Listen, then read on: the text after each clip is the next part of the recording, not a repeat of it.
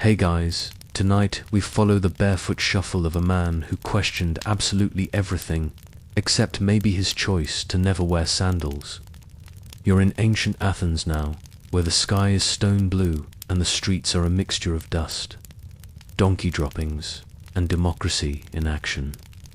Somewhere between a clay jug vendor and a sausage seller shouting his daily deals, there's a man standing still. He's short, paunchy, shirt half untucked, beard scraggly, nose doing its best impersonation of a potato, and he's deep in conversation with everyone. You trail behind him as he moves from stall to stall, bothering passers-by in the name of wisdom. He's asking things like, what is justice? And what makes a good person? And, more perplexingly, is virtue like cheese, something you can slice and share? The fish vendor doesn't know what to say. The cobbler offers him a discount just to make him leave. This is Socrates. He doesn't write. He doesn't charge for lectures. He doesn't even teach in the formal sense. What he does is talk. A lot. To anyone who will listen and plenty who wish they weren't. And you're tagging along, sandals collecting the Athenian grime he's long since stopped noticing. You wonder how this man, with no title or temple, became a kind of philosophical, meteor less a teacher than a slow, smirking detonation. The Agorathons, beating hearts where he thrives.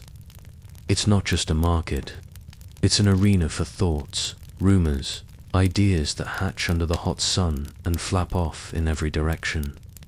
Socrates slides into conversations like a pebble into a boot, persistent, oddly uncomfortable, and not easily removed. You listen in as he interrupts a rich merchant. What is wealth?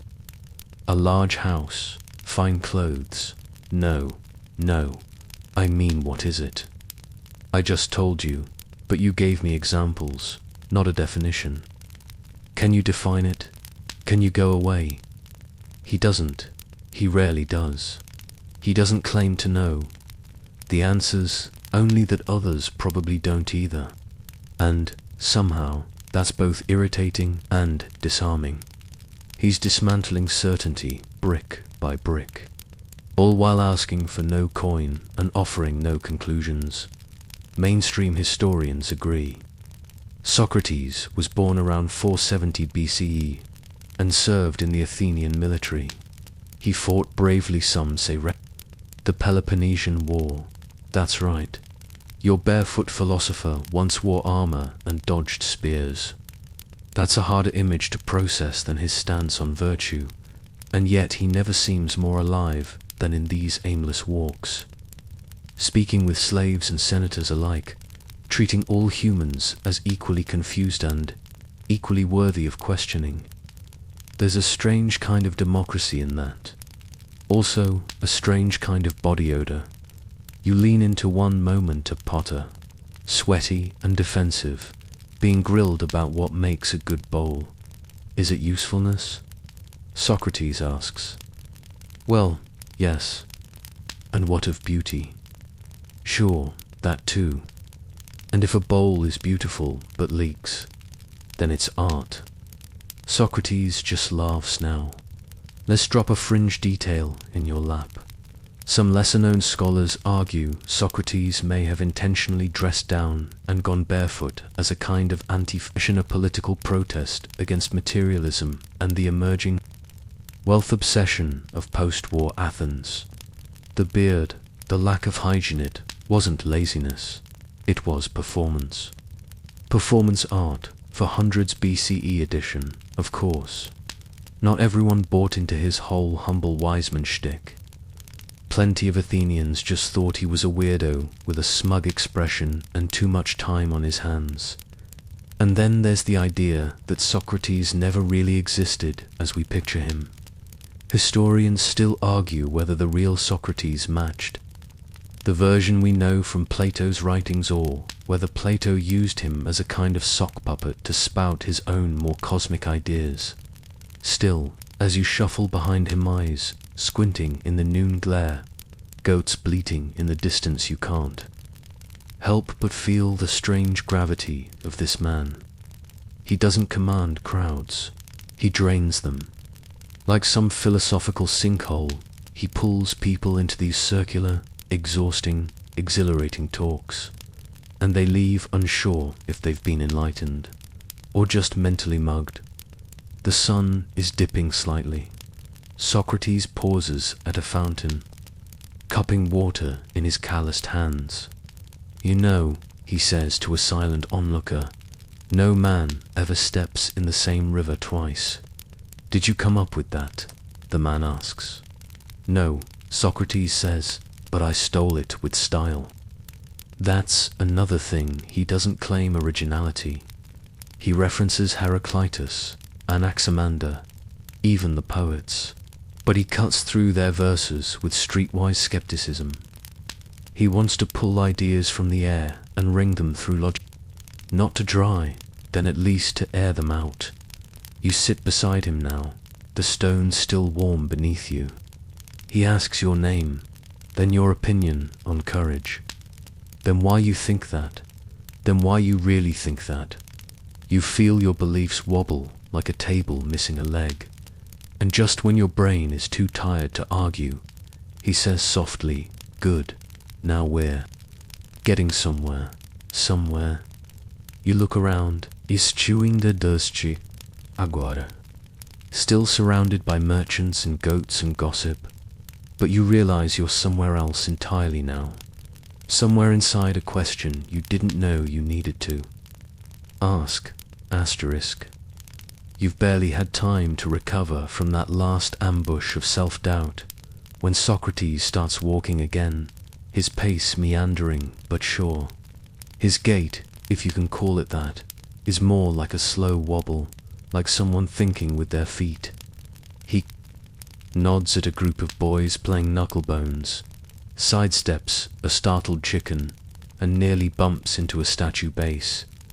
It's clear the man isn't looking where he's going.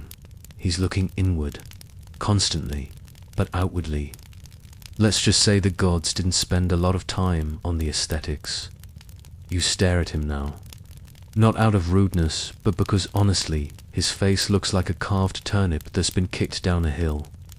He's balding, yes, with a thick beard that bristles out in half-hearted rebellion. His eyes bulge slightly, his nose seems to have ideas of its own, and his robe is generously interpreted. He wears the same one every day, and by the smell of it, he's very committed to the bit. This is not a man who wakes up early to do his skincare routine. And yet, here he is, hailed as the wisest in Athens, looking like someone who might be denied entry to his own philosophy. Class on hygiene grounds. You walk behind him and try to hold your breath. The strangest part, he doesn't seem to care at all. In fact, he seems to relish his aesthetic rebellion. There's a kind of freedom in not caring what people think, deep freedom. Socrates doesn't dress to impress. He dresses, if anything, to express detachment. His dirt-smudged robe, bare feet, and uncombed beard aren't laziness. They're statements, mainstream fact. Even ancient writers like Xenophon and Aristophanes couldn't help but comment on his appearance. Aristophanes, in particular, painted him in the clouds as a floating, pompous nitwit with a basket strapped to his head basically. The prototype for that one professor who insists that grades don't matter while assigning 40-page essays. You follow him now into a shaded alley off the main market. He's having a fresh debate with a teenage boy about moderation. The boy argues that moderation is just the absence of excess. Socrates responds by asking, so if I eat 1 cake a day, is that moderation? Well, maybe. And if I eat 2 cakes a day, that's probably too much. But what if I'm really hungry? Sir, do you even like cake? This, by the way, is a good metaphor for how talking with Socrates always feels. Like you're being mugged with questions about dessert. Here's a quirky detail. Socrates was notorious for his stamina, not just in debates, but at parties. He could drink everyone under the table. Plato describes him at symposia fancy Greek dinner parties as calm and sober while others slurred and snoozed.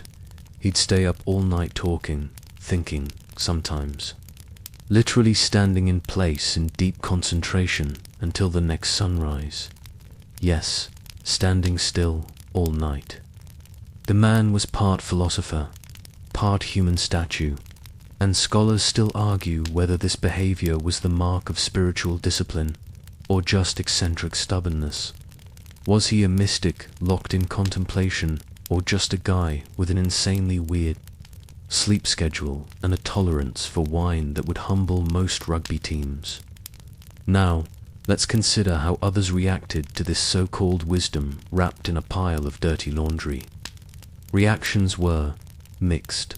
Some admired him, saw him as a living rebuke to shallow values, a walking no to vanity, wealth, and the ego traps of city life. Others, they just saw a troublemaker, an eyesore, a living contradiction who claimed to know nothing while acting like he had the last word in every conversation. You sit next to him now, watching as a potter walks away mid-debate, muttering something about mad old men and their riddles. Socrates seems unfazed. He closes his eyes for a second, then turns to you. What do you think wisdom is? You freeze. I am maybe knowing a lot of stuff. He chuckles. Then a librarian is wiser than a philosopher. You blink. Well, librarians are pretty. Wise, he waits.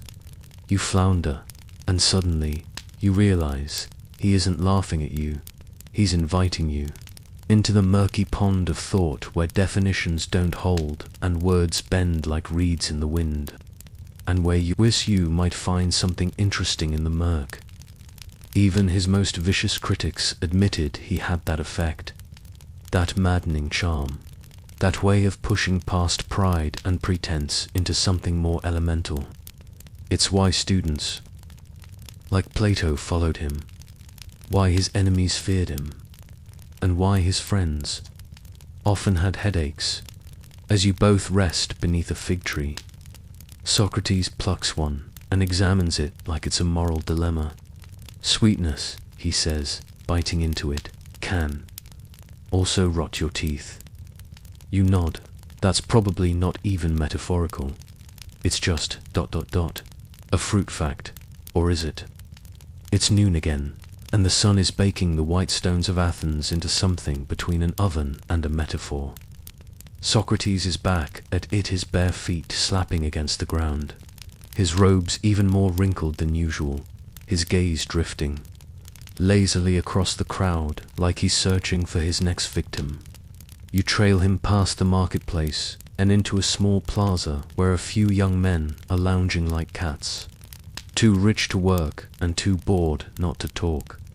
Socrates approaches them with the confidence of a man who has nothing to lose and no particular plans for the day. You can already sense it coming. The barrage. He drops into their conversation without warning. So, you think courage is doing brave things? Yes. One young man, slim, confident, dressed like a statue that just walked out of a museum. Of course, everyone knows that. Socrates smiles, but not kindly. Everyone, so if someone rushes into battle blindly, is that courage? I guess not. Then courage isn't just doing brave things. Maybe it's doing the right brave things. And what's the right kind? The young man shifts uncomfortably. This is how it always starts.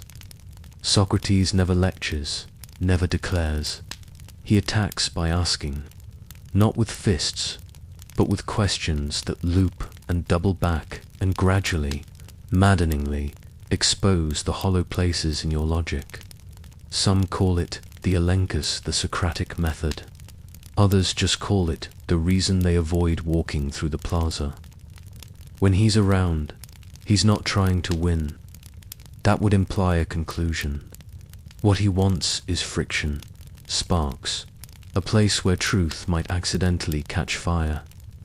Mainstream historians still cite this method as one of Socrates' greatest contributions to Western thought. It's not about feeding you answers, it's about starving you of certainty. Until you admit you're hungry for better thinking. You sit on a bench now, watching Socrates and the Lounge Boys like it's the ancient version of a reality show. Athens' next top philosopher. Spoiler, no one wins.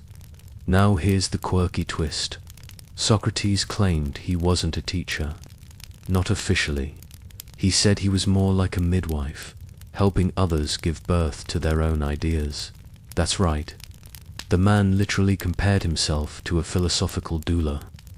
He called his technique maiutics, which is either deeply wise or deeply weird, depending on your tolerance for analogies involving childbirth and ethics.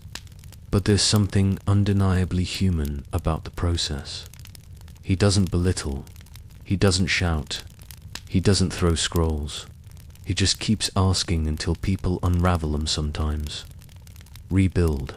You overhear another exchange now, this time with a grizzled ex-soldier, Socrates. Is justice the same as obeying the law? Soldier, sure. Socrates, but what if the law is unjust? Soldier, then it's not a good law. Socrates, so justice isn't law. Soldier, it should be Socrates, but it isn't always. Soldier, I hate this. And yet there's a respect. People walk away rubbing their temples, muttering, but also thinking in a new register. Historians still argue whether Socrates was truly a democrat at heart, or just enjoyed the aesthetic of equality. He never aligned fully with the sophists, the wandering teachers who charged fees for wisdom, wore perfume, and seemed very into their hair. Socrates mocked them constantly, especially for pretending to know things they didn't, and unlike them, he didn't charge a single drachma for his debates. He also didn't bathe, which, depending on your standard, might or might not count as a moral high ground. You drift closer as another boy jumps into the discussion. What do you say virtue is, old man? Socrates leans forward, eyes twinkling. A question I've asked for 30 years. Tell me, what do you say? I say it's doing what's good. And what's good? Following the gods. And which gods? The boy falters. You can almost hear his confidence leaking out like a poorly sealed wineskin. The thing is, Socrates never says you're wrong. He just lets your reasoning collapse in your own hands. You start with pride and end up barefoot beside him, wondering if anything means anything at all. But weirdly, it feels okay. You're starting to understand why some students followed him for years. He made you feel like every idea mattered even when it didn't survive the hour. There was no textbook, no classroom, no certainty, just this slow, barefoot dismantling of what you thought you knew. He pauses now, turning toward you. You've been quiet, he says. What's your name? You tell him. And what makes a person wise? You blink. You try to recall all his tricks, all the traps he's laid for others, but still, your tongue trips. He waits, calm, open, not smug, just curious. You murmur, maybe, someone who keeps asking questions. He smiles, and for the first time, it feels genuine, like a sunset slowly spreading across a tired sky. Then you are well on your way, and just like that, he turns to argue with a fruit seller about whether apples can be just or merely tasty. It's evening now. The warm orange glow of the sun pools across the rooftops of Athens like spilled wine, thick golden, a little too quiet. You and Socrates sit at the edge of the agora, where the market's noise fades and the columns cast long shadows. You're sweating, mentally and physically. Not because you've been walking too far, but because you've just spent the last 2 hours listening to him debate whether someone can be moral if they act kindly by accident. Someone dropped a coin in a beggar's bowl without looking. Socrates saw it, and from that moment on, your day was over. But now, in this softer hour, he begins to tell a story, not with flair, no epic tone, no arm-sweeping grandeur, just flatly, plainly, he says, I once heard a voice, not words, just a sound, a divine sign. You stop fidgeting. He's referring to something that scholars still bicker about, the daemonion, a kind of inner voice or spiritual warning system that Socrates claimed would speak to him. It didn't tell him what to do.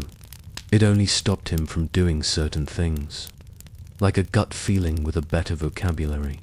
He never called it a god. He never claimed it came from Olympus, just that it was always there, whispering no when he veered off his strange, invisible path. Historians still argue whether this was literal, a belief in a personal, divine guardian, or metaphorical. Maybe it was his conscience, dressed up in the language of myth. Maybe it was a clever way to dodge responsibility. Oh, sorry, I would have helped with your roof repairs. But the divine voice said no. You smile at the idea. Socrates, the philosopher who ghosted his chores by invoking a holy veto. He sees you grin. You think that's funny, a little. He leans back. Good. I do too. I don't trust a man who doesn't laugh at himself. You wonder then, was that the real voice? The one telling him to stop pretending, stop following, stop obeying when he didn't believe. This same daemonian, he says, once stopped him from entering politics. A career he would have easily secured. He was popular enough among the youth, known enough among the older elite.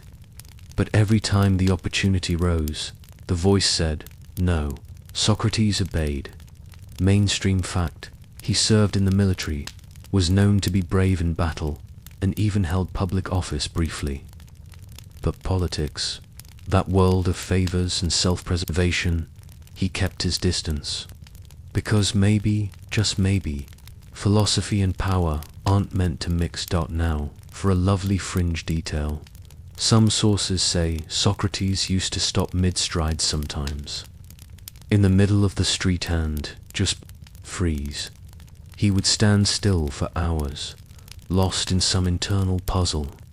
Once, during a military campaign, he stood still in the snow all night, deep in thought, unfazed by cold or time.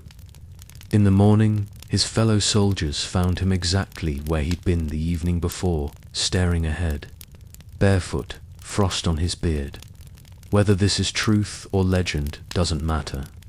The image has lodged itself in history like a forgotten pebble inside a sandal. You lean back beside him now, watching as he squints at the dying sun. He tells you that the unexamined life isn't worth living. You've heard the phrase before, probably on a dorm wall or a mug sold to first-year philosophy majors. But now, as he says it, there's weight to it, because he means it. He's lived it. He's sacrificed comfort, wealth, status things. Others chase their whole lives for this strange, lonely freedom. He's been poor all his life. His meals are simple. His clothes don't change. His feet are calloused from decades of barefoot wandering. And still, he asks questions. You try to imagine doing this forever, never settling, never pausing, never claiming, I know. The idea both humbles you and makes you very tired. You ask, Don't you ever want to rest? Socrates raises an eyebrow. Rest from what? From the questions, from all the not knowing. He chuckles, soft and dry. But not knowing is the best part. That's where all the light comes through. You don't quite know what he means, but it sounds like something worth scribbling on a napkin and quoting years later. Night settles over. Athens like a blanket you didn't realize you needed. The agora is emptying, voices drifting away like old songs. You're not sure what you've learned today, only that the things you thought you knew feel less certain and more alive. Socrates stands slowly, brushing dust from his robe. You follow. I'm hungry, he says, but I don't know if that means I should eat.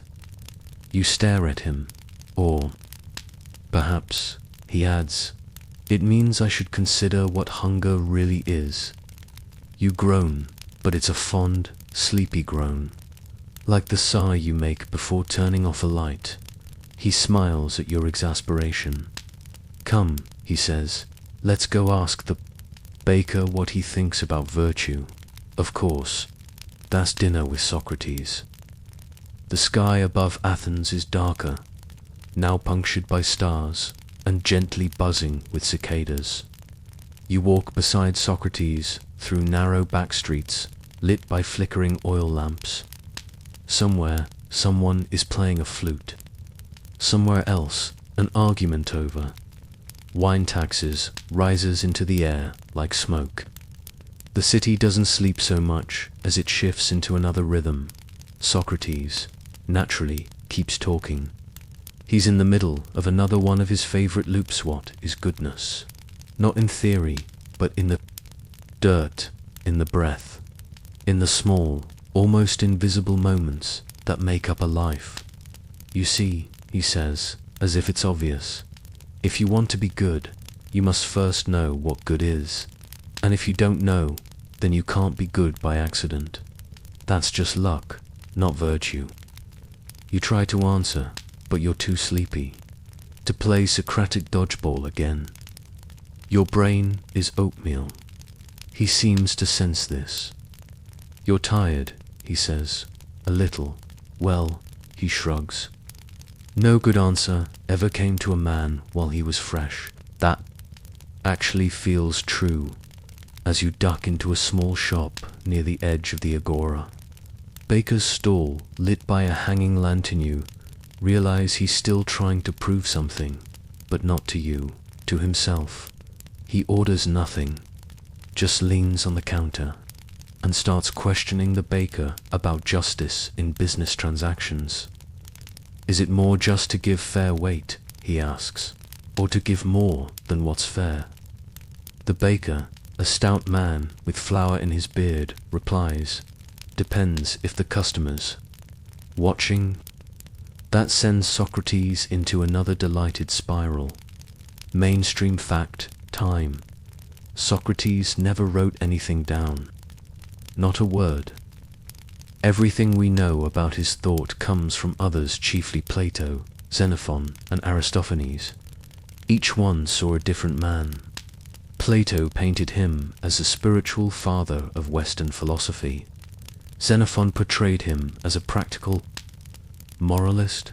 Aristophanes, well, he turned Socrates into a pareidoia, floating cloud chaser who corrupted the youth and ignored the gods. This leads to a fringe and fascinating possibility. What if Socrates himself was a fiction, not entirely of course but exaggerated, warped, a convenient canvas for others to paint their ideas on? Some scholars still argue whether Socrates, as we know him, is more Plato than man. But then standing here, beside this quietly mischievous, endlessly questioning old soul, you feel pretty certain he was real. Too strangely specific to be fake. Like that one uncle who only ever shows up to weddings barefoot and carrying olives. The baker, now somewhat flustered, hands you a half loaf as a peace offering. Socrates accepts it and thanks him with a soft nod, like he's collected another clue to the universe and can now move on. As you walk again, bread still warm in your hands, Socrates begins to speak, not of philosophy, but of death. I do not fear it, he says simply, for one of two things is true: it is either a dreamless sleep or a relocation of the soul. You pause. Which do you believe? I do not know, he says, sounding almost content with the uncertainty. But neither frightens me. You chew on that mentally, not just the bread. The idea that not knowing something so massive, so final, could bring peace rather than panic. Socrates doesn't believe in cluttering the mind with what can't be proven. He laughs at people who fear Hades but sleep peacefully every night without question. Tell me, he says, do you remember your sleep last week? Did you suffer in it? No, you answer. Then perhaps death is not so cruel. He doesn't mean to be morbid. This isn't gloom. It's clarity. An understanding that to live wisely, you must make peace with the idea that your answers might never come at least not while you're breathing. And yet, he did have beliefs. About the soul, about its immortality, about some kind of cosmic order. He just didn't insist on them the way others did. His faith was porous, not rigid. You walk in silence now. Athens rising around you in layer stone, sky, shadow, memory. Socrates hums something that might be a tune, or might be the philosophical equivalent of a burp.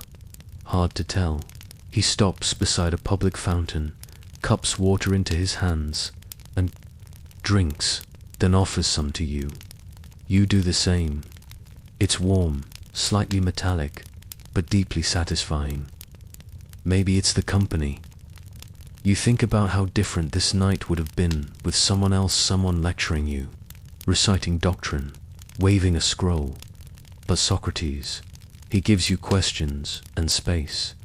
You remember earlier that divine voice of his, that little whisper of no dot.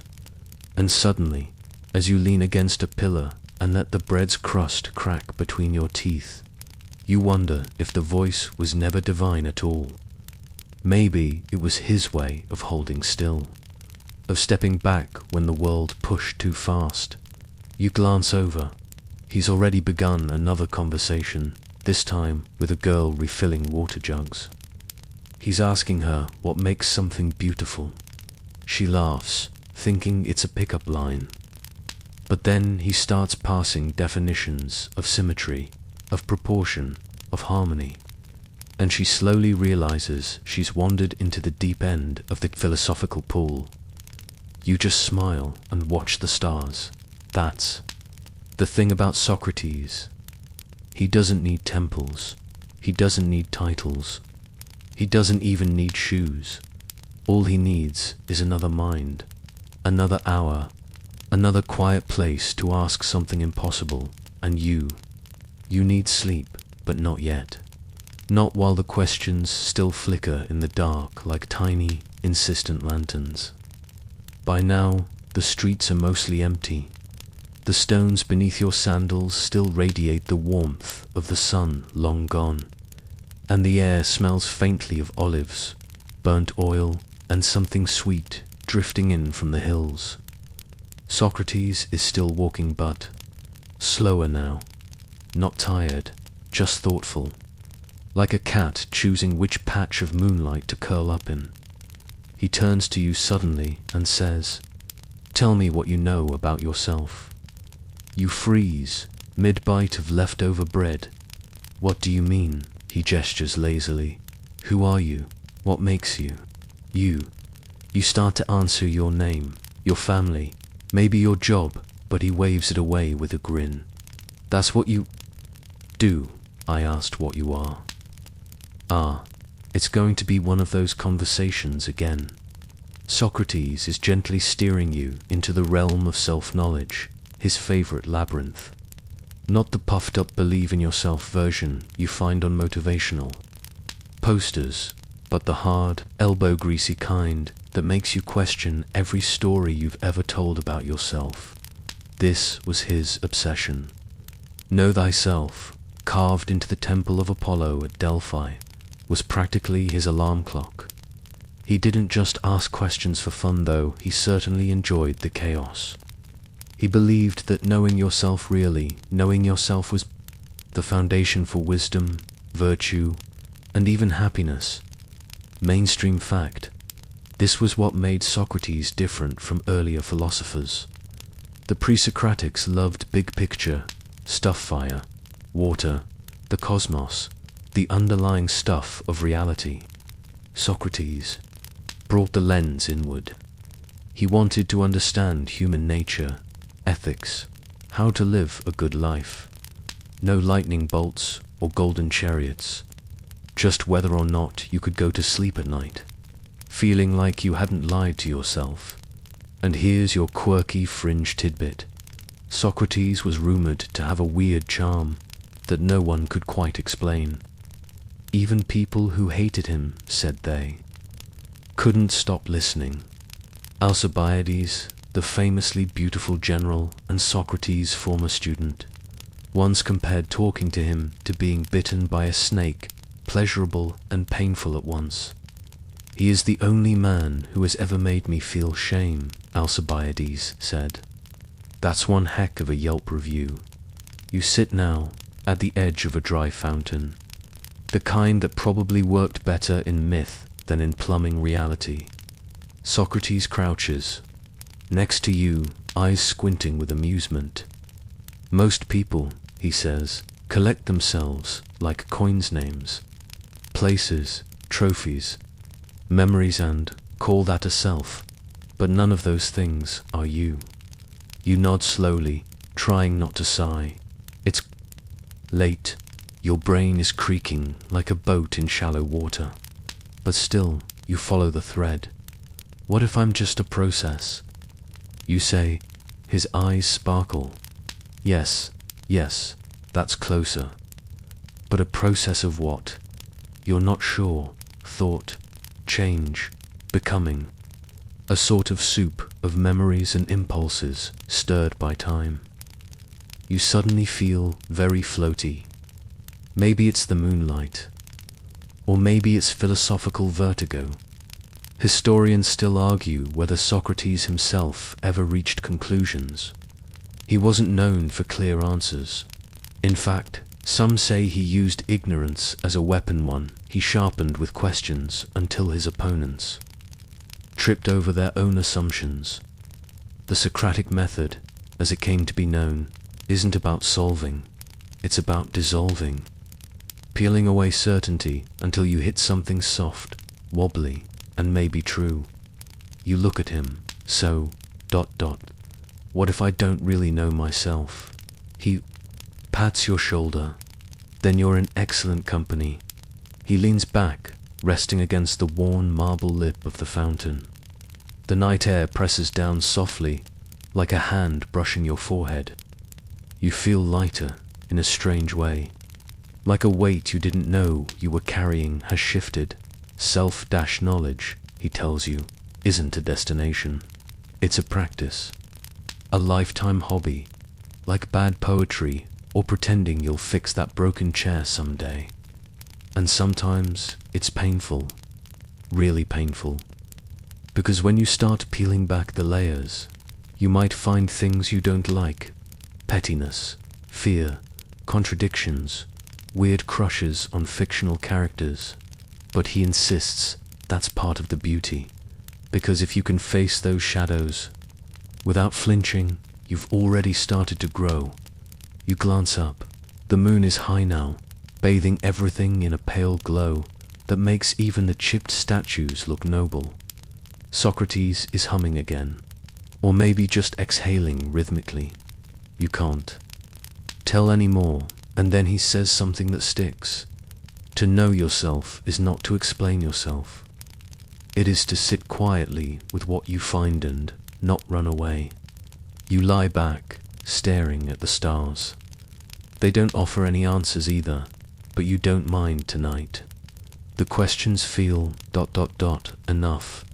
Socrates stretches beside you, his tunic rustling, like paper. You're improving, he murmurs. At what? At being uncomfortable. Well, that's something. The city is asleep now. Even the arguments have gone quiet. You don't know who you are, not really, but you feel more like yourself than you did this morning. Maybe that's the trick, not to define yourself, just to keep asking, keep noticing, keep showing up in your own skin. You roll over, using your arm as a pillow, and whisper, mostly to yourself, "Who am I?" And from somewhere beside you, Socrates grunts approvingly. Dawn doesn't arrive with trumpets in Athens. It sneaks in, brushing gently over terracotta roofs and curling around the Acropolis like a sleepy cat. Light paints the city in pale honey, and Socrates is already up. Of course he is. Probably. Hasn't slept. Possibly never does. Maybe sleep, like writing things down, is another thing he politely refuses to participate in. You groan and sit up. Your back creaks like a wooden bench. Socrates offers you a fig with a smirk. You dream. Anything wise? He asks. Only of falling off the edge of the world. He says. You're getting there. Today, he wants to talk about politics. Not policies, not parties, not which general insulted which envoy at which banquet. No, Socrates wants to ask, what makes someone fit to lead? You should have guessed. It's one of his favorite mental mazes. He loves using it to catch smug young men who think they're ready to run the city because they inherited a robe and a house with a view. Tell me, he says, walking with you toward the agora as stalls creak open and sleepy vendors yawn into their olives. Would you let someone who's never steered a ship captain your boat through a storm? You shake your head. Would you let someone who's never studied medicine cut you open with a knife? Definitely not. Then why, he says, spreading his arms dramatically, do we let anyone rule just because they're popular? Boom, there it is. Socrates doesn't believe in democracy not the way Athens does. He thinks politics should be run by people who know what they're doing, not just people who win the most claps. Imagine replacing your doctor with the most charismatic guy from your gym. That's how Socrates sees public elections. Mainstream fact.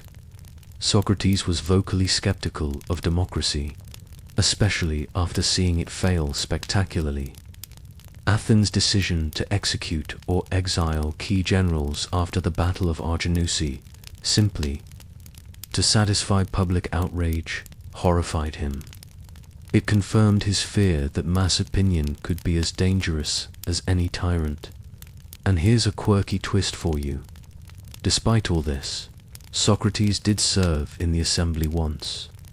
He was part of the Prytaneis, the 500-citizen body chosen by lottery to oversee the government for a month. When the assembly tried to illegally sentence a group of generals without trial, Socrates alone stood up and refused to go along. Just one guy in sandals, calmly saying no to a crowd on fire. Historians still argue whether Socrates' stance was noble civic duty or elitist, rejection of democratic values. Maybe it was both. Maybe he just didn't want to see important decisions made by whatever mob happened to be loudest that day. Back in the present, Socrates is still mid-rant, pacing in a tight circle in the agora, debating with nobody in particular. Should leadership be a birthright? A popularity contest? A lottery? No, it should be an art, a discipline, a craft, like sculpture you offer. He snaps his fingers. Exactly. We spend years training a man to chisel marble, and no time at all training a man to run a state. You sit beside a sleepy bronze statue and watch vendors set up their wares. A girl arranges figs in geometric rows. An old man sharpens a fish. Knife with the rhythm of someone who's done this every morning for 60 years. Socrates watches too, admiring the quiet competence around him. If you want a good state, he says, you need rulers who love truth, not gold, not applause, just ... truth. You remind him gently that people like that are rare. True, he says, and we often throw rocks at them when they show up. He smiles. Fortunately, truth doesn't bruise easily. You wonder if he's thinking about his own future, about the trial, the charges, the hemlock. But he says nothing about that yet. For now, he just critiques a marble column as if it personally offended him. You're not sure if he wants philosopher kings or just fewer idiots in charge. But it's clear he sees leadership as a moral responsibility, not a career. Something sacred, almost. The sun climbs. You feel the heat settle on your shoulders, familiar and oddly comforting. A dog barks in the distance. Somewhere, someone is, already haggling too loudly about cheese, and Socrates bless. Hymns still unraveling his thoughts. He pauses beside a graffiti-scratched pillar and touches it lightly. The city is a body, he says, and every citizen is a cell. If the brain's sick, the limbs don't move right. If the heart is weak, the breath shortens. You nod, biting into your fig. So we need a philosopher for a brain. No, he says, we need a healthy brain. Philosophers just happen to ask more questions before jumping off cliffs. You both laugh. You're tired again, but it's a good kind of tired. Like you've spent the morning planting ideas that will take weeks to sprout. Socrates claps you. On the back, come, he says. Let's go find someone who thinks he knows what justice is. Of course you will. That's what mornings with Socrates are for. The sun is directly overhead now, blazing like some dramatic celestial overseer judging your hydration choices.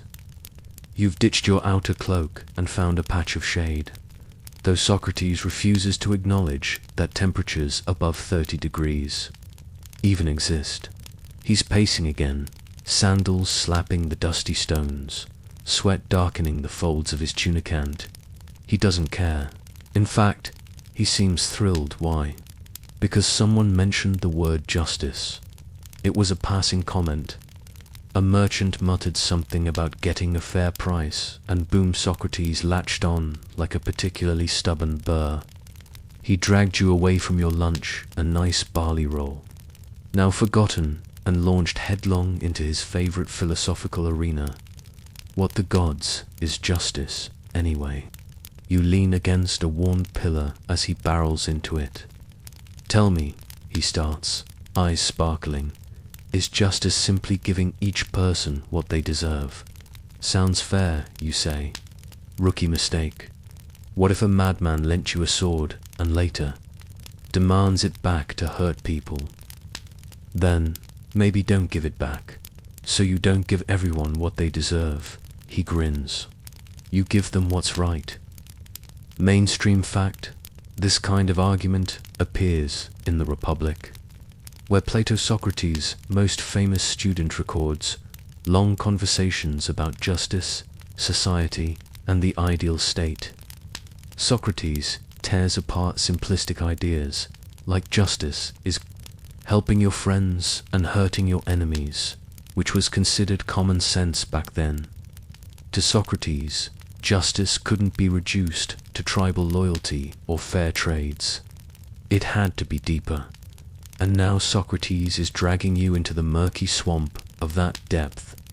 He talks about harmony, balance, the soul as a city with parts reason, spirit, appetite, one needing to do its job and not try to be something it's not. Justice, in this model, is when everything in you functions in proportion. Not when you win arguments, not when you punish criminals, but when your reason rules your emotions and desires, like a wise conductor leading an orchestra of chaos. It's a beautiful metaphor, also wildly impractical. You, like most people, sometimes eat 3 cookies for dinner and then try to justify it with moral relativism. Socrates smiles as if he knows this. Justice, he says, is not only out there in laws and courts. It's in herein how you live, how you decide, how you restrain yourself when no one's watching. You sigh. That sounds exhausting. He shrugs. Only at first. Then it becomes freedom. And here's a quirky little detail. According to legend, when Socrates was once asked whether people should fear injustice more than death, he replied that an unjust life was a kind of death. Not dramatic, sword through the gut. Death but something worse, a deadening of the soul, a spiritual atrophy, like mold growing in the corners of your conscience. Historians still argue whether this vision of justice was meant to guide individuals or serve as blueprints for actual governments. Plato certainly thought it could shape entire cities.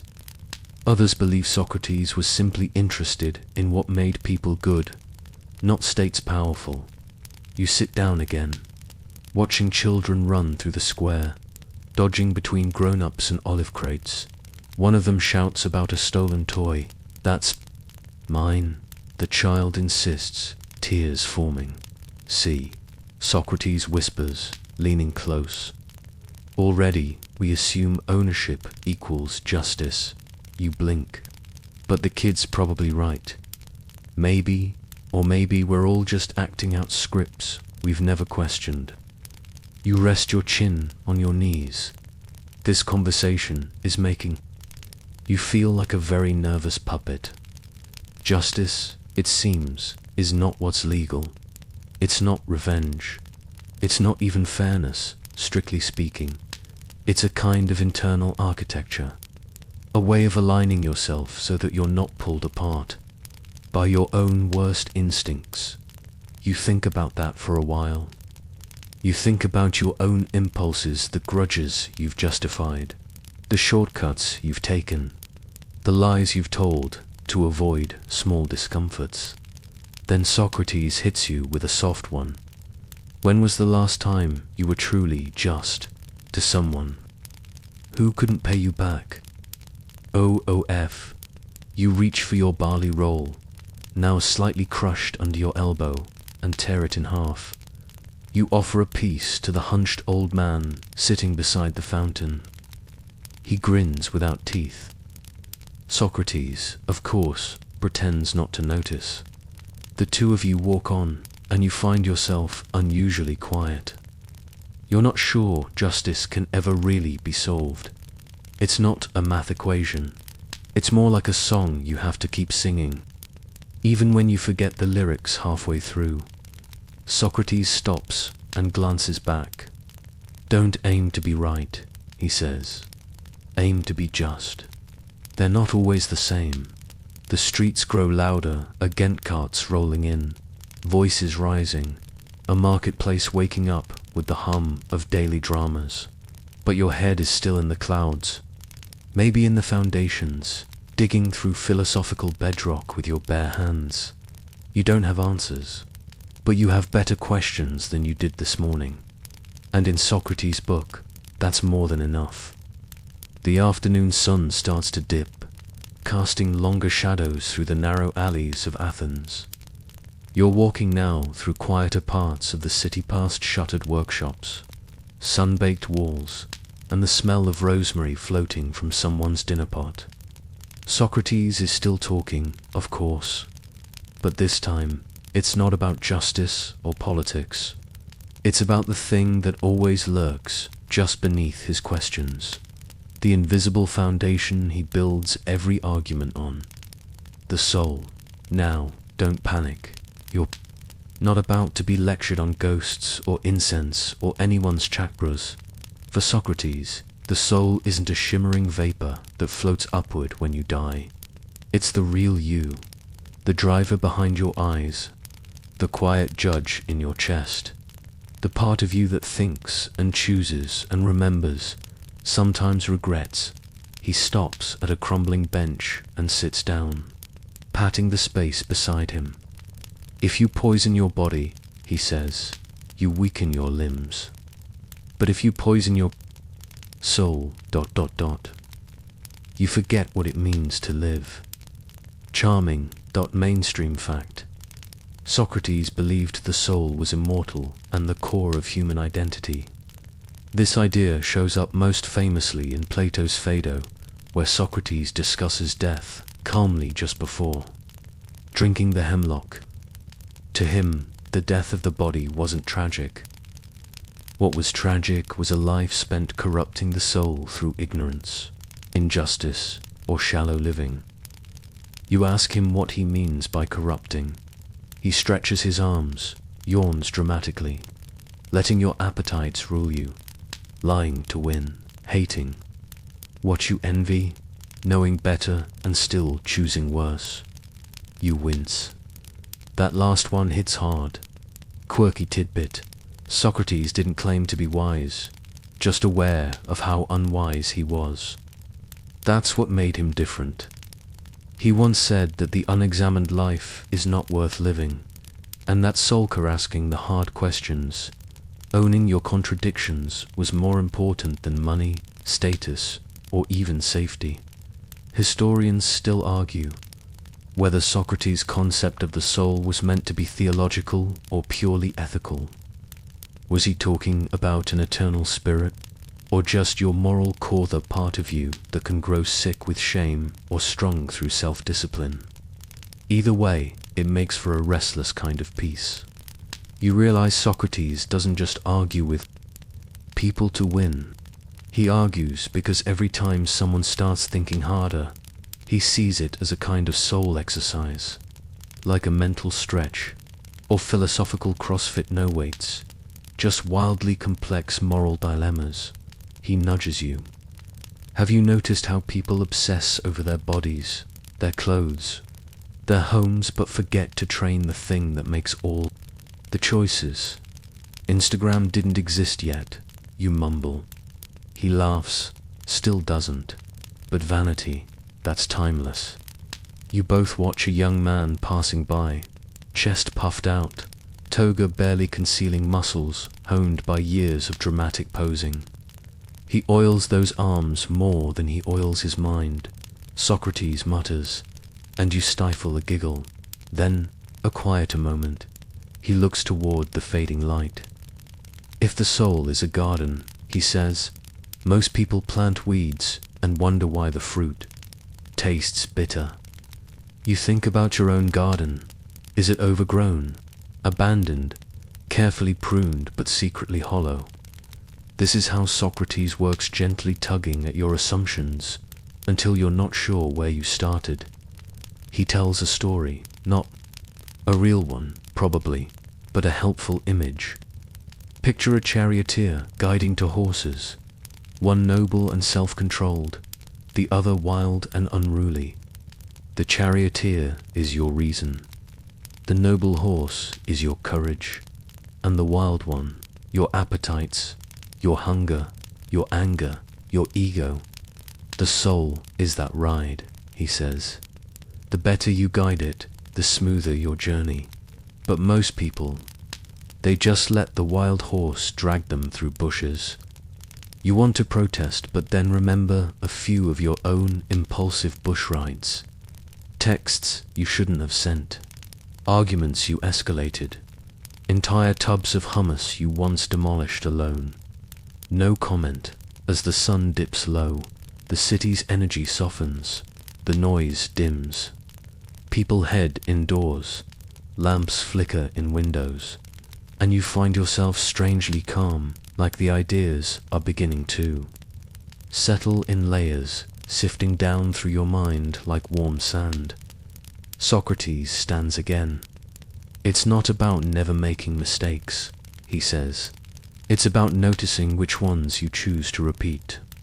You both walk slowly now, your steps sinking in rhythm, past a dog snoozing in the shade of a crumbled wall, past an old woman muttering to her olive tree, past your own reflection in a shop window, tired, thoughtful, and perhaps a little more alive. You ask one last question, your voice softer than before. What if I don't know how to fix my soul? Socrates pauses. He tilts his head. Then you've already begun. You wake the next morning, if you ever really slept.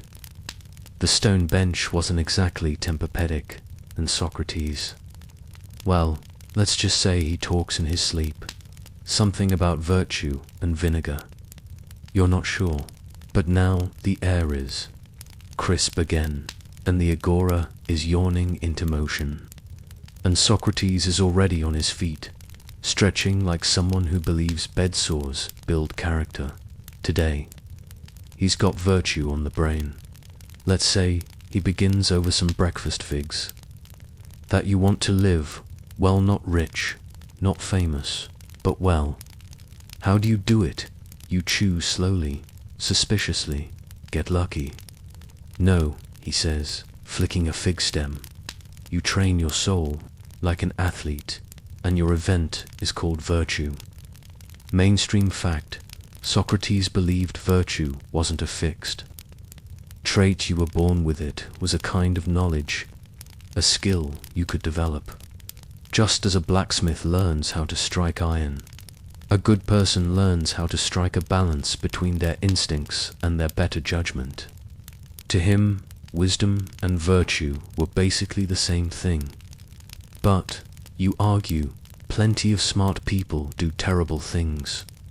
He nods. Then they're not wise, they're just clever. And here comes the tricky part. Socrates didn't divide virtues into bite-sized categories like courage, moderation, and piety, at least, not in any rigid way. For him, they were all flavors of the same dish. To be truly just, you needed wisdom. To be truly courageous, you needed self-control. Everything leaned on everything else, like a web of good decisions strung tight across the soul. Fringe tidbit. There are old stories suggesting Socrates believed no one willingly does wrong. He thought all evil came from ignorance. If people really understood what was good for them, not just in the moment, but deeply, long term, they'd choose rightly. So every sin was, in a way, a philosophical miscalculation. That single quote's art, ... comforting and terrifying. You pause to think about your own bad choices. That time you lied to get out of trouble. That friendship you let rot. That opportunity you ignored because anxiety whispered, don't try. Were those moral failings, or just math errors in your soul? Historians still argue whether Socrates was being idealistic here. Some think he genuinely believed that better thinking leads to better living. Others think he was being pushed people toward examining themselves more honestly. Socrates gestures toward a potter across the square, shaping clay with confident stained hands. You see that? He asks. She wasn't born knowing how to mold anything, but she practiced every day. Why should the soul be any different? You look down at your hands. They're not shaping anything. Not really, he continues. Most people spend their lives reacting, chasing comfort, avoiding shame. But if you stop and ask what's actually good, what actually leads to peace, to inner strength, that's when you begin the real work. You nod slowly. So, virtue is like brushing your teeth. Except for your conscience. He grins. Exactly. And most people forget to floss their humility. You walk again, this time toward the hills. The city falls behind. Birds chatter in the fig trees. It's quieter here, more space for the soul to stretch out. And that's when Socrates drops a line that lodges itself deep in your ribs. Tell me, he says, are you living in alignment with what you know to be true? You stop walking, are you? You think of all the things you say you believe about kindness, honesty, balance, and then all the things you actually do. The small betrayals, the lazy excuses, the endless negotiation between what's easy and what's right. It's a bit much for 9 a.m. You sit down on a rock. Socrates doesn't press. He knows the question's doing its work already. That's how he functions, dropping bombs, wrapped in compliments, and watching you implode politely. He picks a fig and tosses it your way. You don't have to get it all right today, just better than yesterday, and more honest than last week. You sigh. But what if I fail again? Oh, you will, he says. The point isn't to be perfect. It's to be aware. Failures. Just another way the soul grows. There's a breeze now, warm and kind. You breathe it in. Virtue, as Socrates sees it, isn't some list of rules to follow. It's not gold stars or checklists or divine commandments etched into stone. It's a process, a loop, a lifetime of tuning your inner compass again and again, even when the needle's gone wobbly and the forest is thick. The two of you sit, for a while, eating quietly. No more speeches, no more riddles, just fig juice on your fingertips and a sliver of peace growing between your ribs. For once, you don't feel like arguing. You're back in the agora by midday, where the sun makes the marble look like it's glowing from the inside out. Kids run past in a blur of dust and laughter, and vendors yell half-heartedly about olives and wine like they're just going through the motions. Socrates is already deep in another debate. You're not surprised. It's with a young man who looks too polished, too confident, probably fresh from a lecture hall and full of half-baked certainty. He's trying to win. Socrates is trying to untangle. Today's topic, knowledge, what it is, how you get it, and whether you actually have any. Fun, mainstream fact: Socrates famously claimed to know nothing, or more precisely, to know that he knew nothing. That sounds humble, almost too humble, but it was the foundation of everything he did. The oracle at Delphi once called him the wisest man in Athens, and rather than throwing a toga party, Socrates spent the rest of his life proving that wisdom begins with recognizing your own ignorance. You can't fill a cup that's already full, he tells the young man, especially when it's full of warm nonsense. You choke on a date. Quirky tidbit. Some scholars believe Socrates wasn't against knowledge, just suspicious of how quickly people claimed to possess it. He didn't write anything down. Ever so everything we know comes from others like Plato and Xenophon. That means we're always guessing which ideas were truly his, and which were dramatized for philosophical fan fiction. The young man insists that knowledge is simple, just true beliefs. Confirmed by reason, Socrates smiles. So, if I believe my neighbor is trustworthy because he looks like someone who wouldn't steal my goat, and he doesn't steal it, that's knowledge. The man frowns. Well, no, that's luck. Exactly, Socrates says, clapping. Belief and truth aren't enough. You need understanding, a reason you can defend without sounding like a goat yourself. Historians still argue whether Socrates had a full theory of knowledge at all, or if he just enjoyed poking holes in everyone else's definitions. Some say he was preparing the soil for Plato's later system. Others think he genuinely believed knowledge was always provisional, always slippery. You get dragged into the conversation, of course. Tell me, Socrates asks you, what do you know for certain? You freeze. Your name, maybe. But even that wobbles when you think about how identities shift. Your birthday, only because someone told you. Your memories. You've misremembered things before. Ask any sibling with a long grudge. You mutter something about gravity. Socrates shrugs. You believe in gravity, but do you understand why it exists? I watched a documentary once. He laughs. And it's not cruel, just delighted. Then he says something unexpected. The goal isn't to know everything. It's to stay curious enough that you keep asking the right questions. That lands. You realize Socrates isn't interested in trivia or textbook facts. His kind of knowledge isn't about memorization. It's about how your beliefs fit together, whether they're sturdy or full of emotional chewing gum. It's about examining your life, not just living it on auto-pilot. You watch as the young man finally concedes, not because he's been humiliated, but because he's seen a crack in his own certainty, and he's intrigued. That's what Socrates does. He plants doubt like it's a seed, and that little sprout of doubt, that's the beginning of knowledge. Afterward, Socrates takes a slow stroll with you through a quiet colonnade. The wind tugs gently at his himation. You pass a woman teaching her child to read by tracing letters in the dirt. You both stop to watch. That, he says, is learning. You squint, but she's just showing him symbols.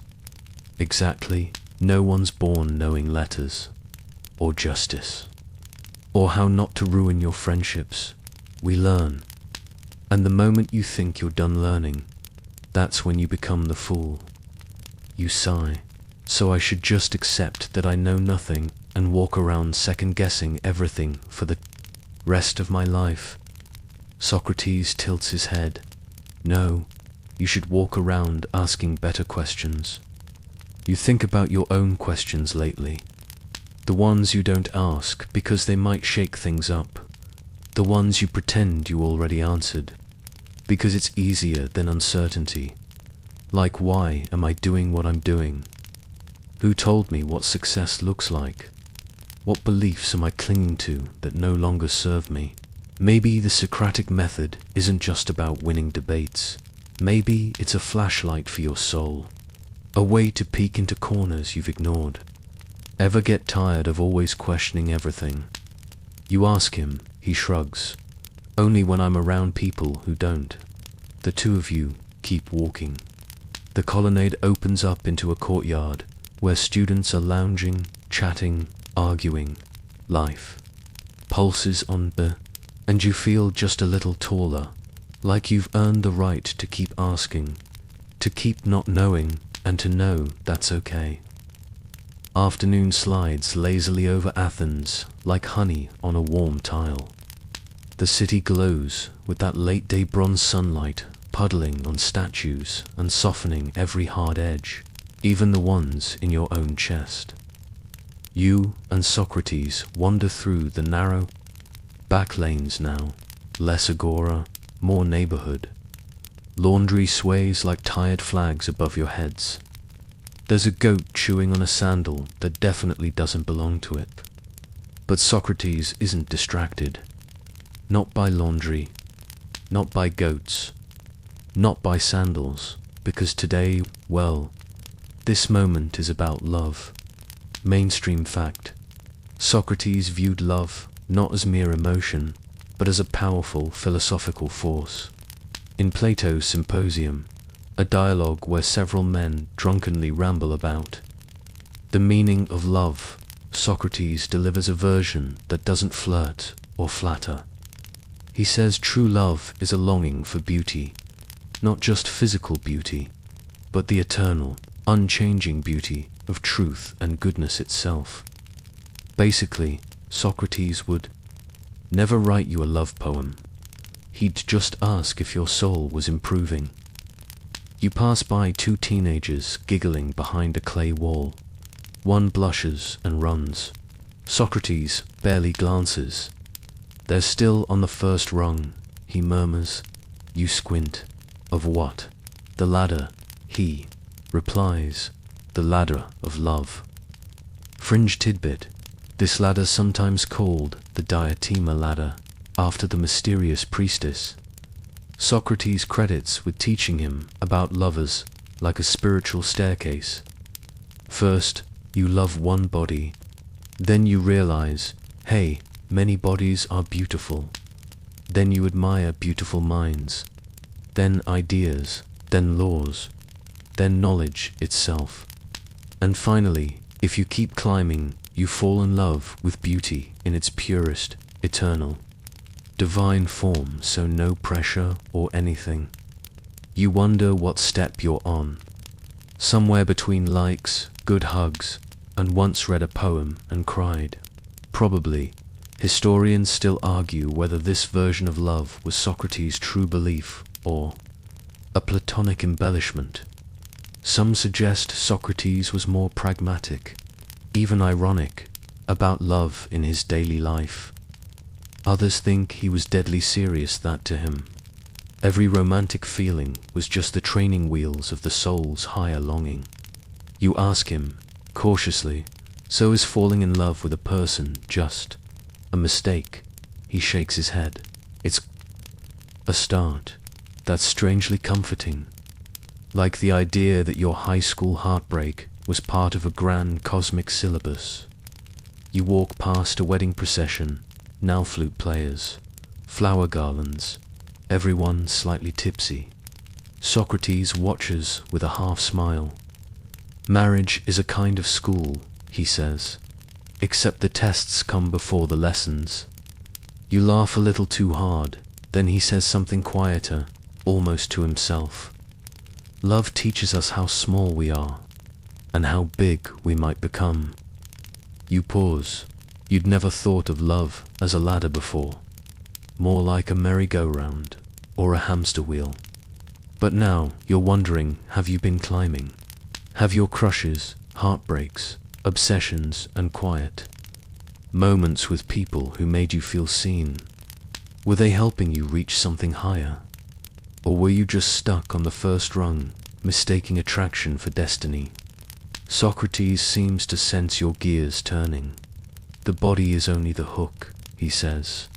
The soul is the fish. You raise an eyebrow. That's either very deep or vaguely threatening. He shrugs. Both can be true. As the sun dips lower, the two of you reach a gardener, public one, dotted with benches and laced with time. A few old men are playing a slow game of something that might be chess or might be just rock moving. The kind of place where people talk less and feel more. Socrates sits. You sit beside him. No more talking for now. Just the warm quiet of fading light and a breeze that smells like crushed mint. And somewhere in your ribs, something stirs a weird, quiet hope that maybe all the stumbles and misfires of your emotional life weren't wasted. That maybe loving people, even imperfectly, was practice for loving the world more clearly. You watch a bird pecking at seeds. You think about every person who's ever made your heart ache, and for once, you don't feel embarrassed about it. You just feel human, and oddly okay with it. Love, it seems, isn't the enemy of reason. It's the flashlight that shows you what your reason's been afraid to admit. And up above, somewhere way past the stars, Socrates' ladder vanishes into the dark, still waiting for your next step. The stars are just beginning to peek through the indigo sky as you and Socrates rise from the bench. Athens, too, is winding down. The busy rhythm of day turns drowsy pots, stacked, doors bolted, fig sellers counting coins. You feel the tug of tired feet, but Socrates seems to gather momentum in the silence, as if his thoughts hum louder when the world grows softer. Come, he says, let's talk about the worst idea in the world. that wakes you up. He's talking about democracy, mainstream. Fact, Athens was the cradle of democracy. Citizens free, male, landowning, could vote on laws, judge trials, and even exile people through public ballots. The system was radical for its time, and it's often hailed as the philosophical ancestor of modern republics. But here's the twist. Socrates didn't trust it. He wasn't against equality or participation per se.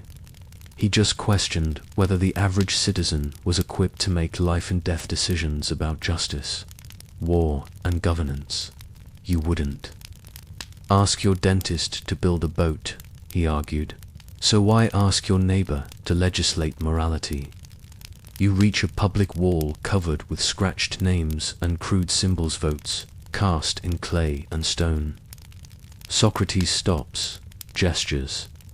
This is where we voted to kill people, he says plainly, and then went home for lunch. Fringe tidbit. Socrates was openly critical of Athenian democracy, especially after it sentenced him to death in 399 BCE. Some scholars believe his trial was less about corrupting the youth, and more about being an inconvenient reminder of the city's recent failures, like the disastrous Peloponnesian War and the rise of demagogues who turned democracy into theater. Historians still argue whether Socrates was fundamentally anti-democratic or just anti-unthinking democracy. Some interpret him as a frustrated elitist. Others see him as warning against mob mentality, not participation itself. You lean against the wall. But isn't democracy better than tyranny? Socrates nods slowly. Yes, but better doesn't mean good. Democracy without wisdom is just a popularity contest for power. He picks up a stone and tosses it into the dark. It clinks uselessly against a broken pillar. Imagine, he continues, a ship with no trained captain. The crew decides everything by vote. Where to sail, when to dock, which stars to follow. But none of them understand navigation. That's democracy without philosophy. You picture the boat, you picture it crashing, you feel slightly seasick. And what about voting, you ask? Shouldn't everyone's voice count? Voices should count, he replies. But wisdom should weigh more than noise. You walk in silence for a bit. That one sits heavy. Eventually Socrates grins, sensing your discomfort. Don't worry, the point isn't to ban voting. The point is to raise voters who think before they shout. You pass a public square where a man is preaching loudly about military pride, freedom, and the need to purify Athens. Socrates just mutters, another chef who's never tasted his own stew. It's not that he hated leaders. He hated actors pretending to be leaders. And Athens, like many places, adored a good performance more than it cared for a quiet, thoughtful truth. You ask the thing you've been wondering, so what's the alternative? He doesn't flinch. Philosopher kings, you snort, like a book club took over the government. He laughs, perhaps. But tell me, would you rather be ruled by someone who loves truth, or someone who loves applause? That hits. You remember elections where slogans mattered more than sense. Decisions made by trend, not truth. Maybe Socrates wasn't rejecting democracy. Maybe he was trying to upgrade it, slow it down, sober it up. He kicks at a stone and adds softly, wisdom is slow, but foolishness is fast. That's why we fall for it. You reach a quiet rooftop. The city stretches below flickering oil lamps.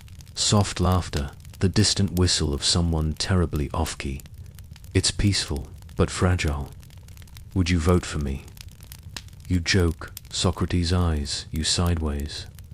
Only if you promise to make your Own ideas uncomfortable. Is that a campaign slogan? More of a warning. You both laugh, and then grow quiet again, watching Athens blink like an organism a-living. Thinking city that so often forgets to think. You realize Socrates never saw politics as separate from daily life. To him, every conversation was political. Every decision, every refusal to decide, every silence, the way you spent money, treated servants, answered questions, that was your platform. No need for marble halls or election banners. Just talk honestly. Question loudly. Refuse to lie to yourself just because it's easier. And maybe, just maybe, democracy could survive that. You're back in the heart of the city now, but it feels different. Quieter, dimmer. The streets where sleep like a shawl. You follow Socrates through alleys that once smelled like roasted lamb and spilled wine, now cooled to clay dust and chimney. Soot. You pass a cat balancing expertly along a balcony's edge. Somewhere, a dog sighs, and Socrates begins to speak again, not about death or love or politics this time, but about the self, the messy, shifty, hard to pin down thing that is you. Mainstream fact: Socrates is famously associated with the phrase, "Know thyself." Carved into the stone at Delphi, it was a maxim he made foundational. Not conquer lands, or get rich, or seek pleasure. No, just know yourself. Understand what you are, and perhaps more importantly, what you're not. You pause under an old fig tree, and Socrates sits at its gnarled base. He doesn't look at you when he speaks. You want to fix the world, he says, but you still lie to yourself about who you are. Fringe tidbit. There are accounts that Socrates would stop in the middle of the street and fall into long, motionless, transistorious thinking. Once, during a military campaign, he stood still for an entire day and night, completely absorbed in thought. The man could pause harder than most people could run. And what was he thinking about in those marathon mental sessions? Likely not battle strategy. Most believe he was questioning himself, turning inward, prodding at the parts of his psyche others kept hidden under pride or convenience. Historians still argue whether Socrates' obsession with the self was spiritual, therapeutic, or just eccentric. Some claim it was proto-psychology. Others see it as a kind of mystical self-surgery ritual of unmasking. You sit beside him. Okay, you say, but how do I know myself? He smiles, tilts his head. Start with what you pretend not to know. You blink. You know which friends drain you, which habits rot you, which lies you tell to stay liked. But you say you don't know, because to know would require change. And change, he chuckles, is terrifying. You don't reply. He's not wrong. You think about your phone habits, your secret comparisons, the way you rehearse apologies you'll never deliver. The anger you tell yourself is just stress. The fear of being dull or forgotten or unremarkable. Knowing yourself, he says, is not about naming your favorite color. It's about witnessing your contradictions without flinching. You sigh. That sounds exhausting. It is. But it's the only work that matters. He points to the fig tree. This tree knows what it is. It doesn't try to be a goat. You mutter, "Wish I were a tree." You are, he says. You just forgot how to be rooted. You rest your head against the bark. For a moment, you try to be quiet inside. No narratives, no edits, just honest presence. It lasts 6 seconds before your brain tosses up a weird memory about that time you called your teacher mum in 9th grade. But hey, It's a start. You're not your job, Socrates says. Not your reputation, not your thoughts, not your impulses. Then what am I? Whatever's left when you've told yourself the truth. That one hangs in the air like mist. You realize Socrates isn't trying to make you smarter. He's trying to make you clearer, not more knowledgeable, more real. Like rinsing a window until the light gets in. Most people, he says, build lives on guesses about who they are, and then wonder why their houses feel haunted. You sit in silence for a long time after that dot. Eventually, Socrates stands, dusts off his robe, and looks at you not as a mentor looks at a pupil, but as someone looks into a mirror that just blinked. I think, he says gently, you're not afraid of knowing yourself. You're afraid of what you'll lose when you do. You don't reply, but he knows you heard. You both walk again, slowly now, not because you're tired, but because you feel heavier, in the best way, like your soul is made of stone but warm, shaped, and finally aware it's sitting still for the first time in years. And somewhere inside that stone, a crack, just wide enough for a fig tree to grow. The sky over Athens is now velvet deep, moonless, and stitched with ancient constellations. You and Socrates leave behind the fig tree, its shadow stretching like a memory across the stone. There's no destination now, just motion, just breath, just the soft scuff of sandals on dust. Almost home, Socrates says, not meaning a house. He's quieter now, and you feel it too, that tapering of thought near the end of a long, curious day. But there's one more idea to unpack, one last strange and beautiful paradox before sleep. Mainstream fact: when Socrates was condemned to death, he accepted the verdict calmly, even cheerfully. In Plato's Phaedo, his final hours are recorded not in fear or protest, but in peaceful conversation about the soul's immortality. Surrounded by friends, he drinks hemlock, speaks gently, and dies without panic, as if death were just another long walk toward another question. You stop beneath a cracked archway. Socrates leans on the stones like an old friend would lean on. A gate, death, he murmurs, is either a dreamless sleep or a chance to ask better questions. Fringe tidbit: some sources say that after drinking the poison, Socrates cheerfully described the sensation creeping up his legs. He joked about sacrificing a rooster to Asclepius, the god of healing. Scholars still debate what that meant. Was it irony? Was it gratitude? Was death, to Socrates, a kind of cure? Historians still argue whether Socrates believed in literal immortality, or used it as a poetic tool. Some say he meant the soul survived. Others argue he just wanted to make peace with uncertainty. That, in the absence of knowledge, courage was the next best thing. You sit on a worn slab of marble as he speaks.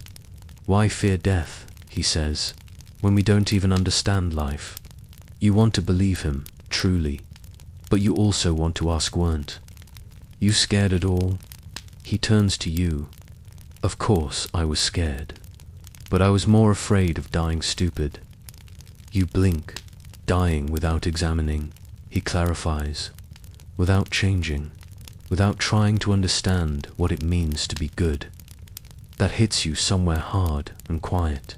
He continues, most people don't live, they rehearse living. They chase things they don't want, because they're afraid to sit still long enough to want something real. You think about your own life, about the playlists, the goals, the scrolling, the rushing, the laughter that felt more like performance, the self-help books you skimmed at 1.25x speed, and how rare it's been to just sit and ask, what is this all for? Is there a right way to live? You ask, he shrugs. There's no script, just attention. If you pay attention long enough, life becomes philosophy, and philosophy becomes freedom. The wind picks up. Dry leaves flutter across the stone like whispered footnotes. You stand again, following Socrates as he walks toward ridge where the city lights blur like candles behind stained glass. He stops, turns. This is it, he says. The part where you go on without me. You glance around. Where will you go? He smiles.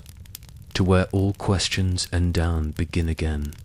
You want to say something wise, something worthy, but all that comes out is thanks, and he nods, thank you, for being brave enough to listen. Then he vanishes into the night, just folds into the shadow like a breath held too long, and you're alone again, but not the same kind of alone, because now you carry something. Not answers, no. Socrates would hate that. You carry curiosity, the kind that itches behind your thoughts, the kind that asks, gently but persistently, is this true? Is this kind? Is this really me? And maybe that's the point. Socrates didn't give you peace. He gave you the tools to shape your own. Now comes the gentle descent into rest. Let the questions settle like dust on a windowsill. Let the images fade. Fig trees, cracked columns, warm laughter echoing in marble courts. Let your breathing slow. Let the mind unfurl. You've walked far tonight, not through space, but through soul. From the agora to the edge of existence itself. And if you feel just a little more human, more flawed, more curious, more whole, then Socrates has done his job. Hey guys, tonight we're slipping through a crack into Minter, the velvety dark of ancient Rome, where the wind smells like warm stone and old olives, and soft rain patters on the tiled roofs of sleeping villas. You hear it, tap, tap, tapping like the sound of forgotten thoughts returning. You push open a creaky wooden door. Inside, there's a quiet study with rolled scrolls stacked on a marble table, a low fire casting gold shapes on the walls. You weren't invited, but it doesn't matter. The only other person here is long gone, left behind only the scent of candle wax and a handful of half-formed thoughts that survived centuries. So, before you get comfortable, take a moment to like the video and subscribe, but only if you genuinely enjoy what I do here. And hey, drop your location and local time in the comments. I love knowing who's drifting off with me around the world. Don't now dim the lights. Maybe turn on a fan for that soft background hum, and let's ease into tonight's journey together. You sink into the stone bench near the fire, where the rain softens into a lullaby. You reach for the nearest scroll, tied in worn red thread. It smells like old papyrus and ambition. In fading ink, someone has written a question. What is the good life? You chuckle softly. No pressure, right? Just the ultimate question posed 2,000 years ago by people wearing sandals and suspiciously little deodorant. And yet, something about the quiet seriousness of the space makes you lean in. Maybe they knew something we'd forgotten, because right now, you've got a to-do list glued to your brain and a phone, somewhere that's still buzzing from an email that didn't deserve to exist. And yet, here in this flickering midnight refuge, you have permission to forget all that this Stoics believed was the right time for philosophy. Not in the lecture halls or the marble forums, but in the middle of the night, when it's just you, your mind, and the occasional spider. The Stoics didn't come out of nowhere. They were born from chaos, literally. Zeno of Citium, the founder of Stoicism, only got into philosophy because he shipwrecked and lost everything he owned. He wandered into a bookshop in Athens, read about Socrates, and basically said, "Okay, I guess this is my new thing now." Historians still argue whether Zeno's early lectures took place in the Stoa Poikile because of its popularity or simply because it was covered, offering shade. What's certain is that it gave the school its name and its reputation for being calm, collected, and extremely allergic to nonsense. So here you are, on a Roman night, surrounded by the bones of an empire. The flicker of the fire dances across the bust of some long-dead senator. Maybe he was wise, maybe he was corrupt.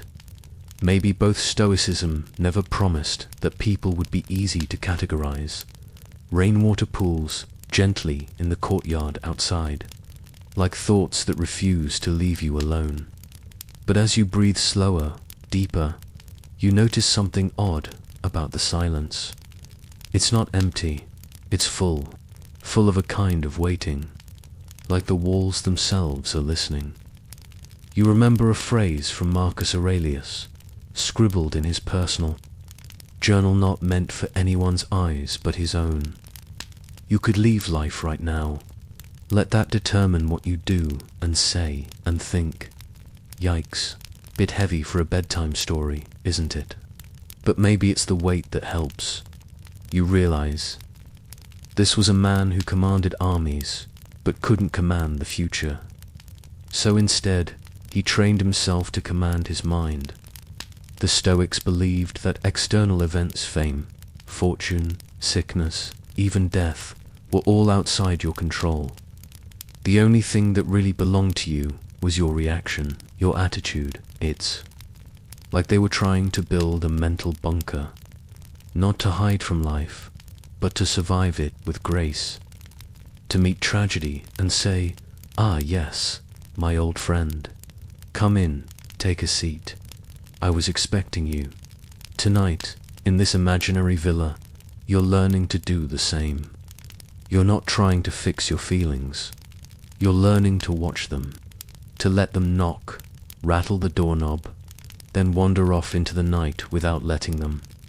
Rearrange the furniture in your head. You smile a little as the rain picks up again. It's okay, let it rain. Let the world outside do what it wants. Fun fact, elite Roman homes often had impluviums, shallow pools built right into the center of their houses to catch the rain, not to stop it, not to hide from it, but to receive it.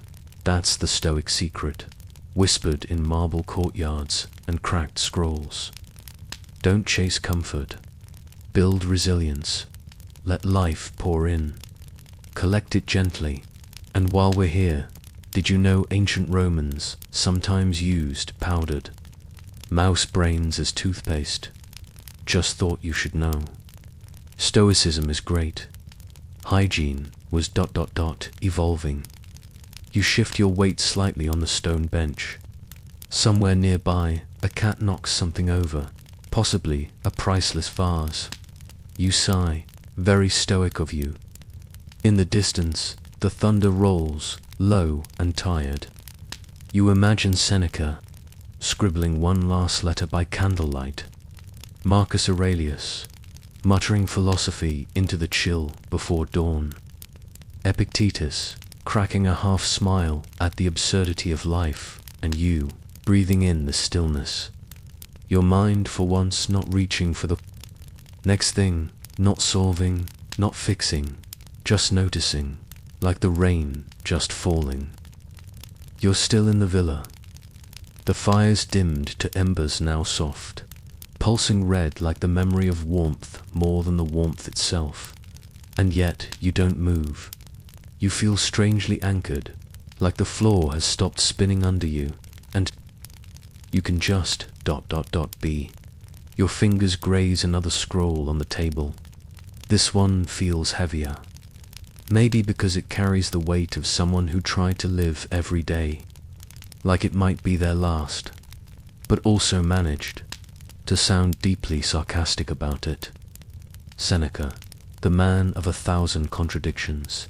He was a wealthy statesman who preached simplicity, a stern philosopher who secretly wrote bawdy tragedies, and an advisor to Emperor Nero who definitely got some things wrong, like say, trusting Emperor Nero. Historians still argue whether Seneca's suicide was truly voluntary or forced by the paranoid emperor. But the letter he left behind reads like someone writing the world's calmest goodbye text. Stoicism, apparently, teaches you how to bow out gracefully, and when your student is literally setting Rome on fire tonight, you imagine yourself sitting across from Seneca. The candle between you flutters like it knows secrets. He looks tired, sure but focused. This is a man who has stayed up to many nights thinking, and now he's ready to talk. You're angry, he says, but does that help? You blink. Not the conversation starter you expected. Anger, Seneca believed, was one of the most destructive emotions, mostly because it tricks you into thinking you're in control while actually controlling you. His famous essay on anger basically says, rage is like a dog that looks obedient until it bites your guests. You think back, maybe someone said something today, something small, stupid, sharpened you, let it live in your head rent-free for hours. Or maybe it's an old anger, something crusted over with time and disappointment. Seneca's advice, you can't stop the first spark, but you can stop pouring gasoline on it. He would write long letters to his friend Lucilius about this at night, sometimes while sick, occasionally while trying not to get executed. And yet, every line feels like it's aimed right at you in 2025. Lying awake with your jaw clenched and heart rehearsing arguments that will never happen. In one of his letters, he wrote, we suffer more in imagination than in reality. You close your eyes. Let that one sink in, because yeah, the world can be rough. Bills are due, people disappoint, traffic exists. But often, it's the replay button in your mind, the one that loops your worst moments at 2 a.m. that truly messes you up. Seneca's trick. He practiced imagining the worst-case scenario deliberately, not to scare himself, but to train himself. He called it premeditatio malorum, or the premeditation of evils. So if you're afraid of losing your job, he'd say, okay, let's walk through that, slowly, not to panic, but to prepare. Imagine the feelings, the setbacks, the next steps, and then, oddly enough, when you stare the fear in the face, it loses some of its teeth. We do this instinctively sometimes. You've probably said, what's the worst that could happen? But Seneca made it an art. And unlike your anxious brain, he wasn't interested in spiraling. He was interested in stability. The candle flickers. You imagine him dipping his quill again, writing, pausing, then scribbling out a line with frustration. He's not perfect. Stoics never claimed perfection, just effort. And here's something fringe you probably didn't know. Seneca also tried to study meteorology using philosophy. Yes, he actually wrote Natural Questions, where he attempts to explain lightning, earthquakes, and comets using logic and a healthy amount of guesswork. Spoiler, he got most of it wrong. But hey, A for effort. Back in the villa, you notice the candles getting lower, pooling wax around the base like time melting. You take a breath and lean back. What does Seneca say about wealth? A lot, actually mostly, that it's fine to have money, as long as it doesn't have you. You smile. He'd be amused by how many YouTube ads promise inner peace for just $39.99. But his point stands. Use your wealth, don't worship it. You can enjoy a soft bed, a warm bath, or even a midnight snack. Just don't stake your happiness on any of it. Seneca called this preferred indifference, things that are nice to have, but don't define your virtue. It's like saying, sure, I like oat milk, but I won't lose my mind if I have to drink the regular kind. You glance out at the courtyard again. The rain's still falling, slower now, like the sky is finally exhaling. In his final days, Seneca reportedly composed his thoughts with the same kind of calm he preached his whole life. There's something haunting and beautiful about that. You think, could I do the same? Could I meet fear not with bravado, not with panic, but with composure, with some candlelit letter of my own that says, I knew this would come. I'm not shaken. Of course, you're not planning your farewell. You're planning your sleep. But in a way, that's the same practice. Letting go, unclenching, accepting that the world will spin without your input for the next few hours. Let it, Seneca would approve. You feel the floor again beneath you, smooth stone, cooled by the air. The kind of stillness you can't fake outside. The rain thins to a whisper. Inside, you don't need to move. The scrolls will wait. The fire might go out, but your peace doesn't need tending. It's already here. The night deepens. Somewhere in the villa, the fire gives a final sigh and collapses into ash, but you don't need it anymore. The warmth you feel now is quieter, internal, like a thought that's made peace with itself. You wander through a shadowed corridor, your bare feet brushing cool mosaic tiles. Faint moonlight cuts across the floor in patches.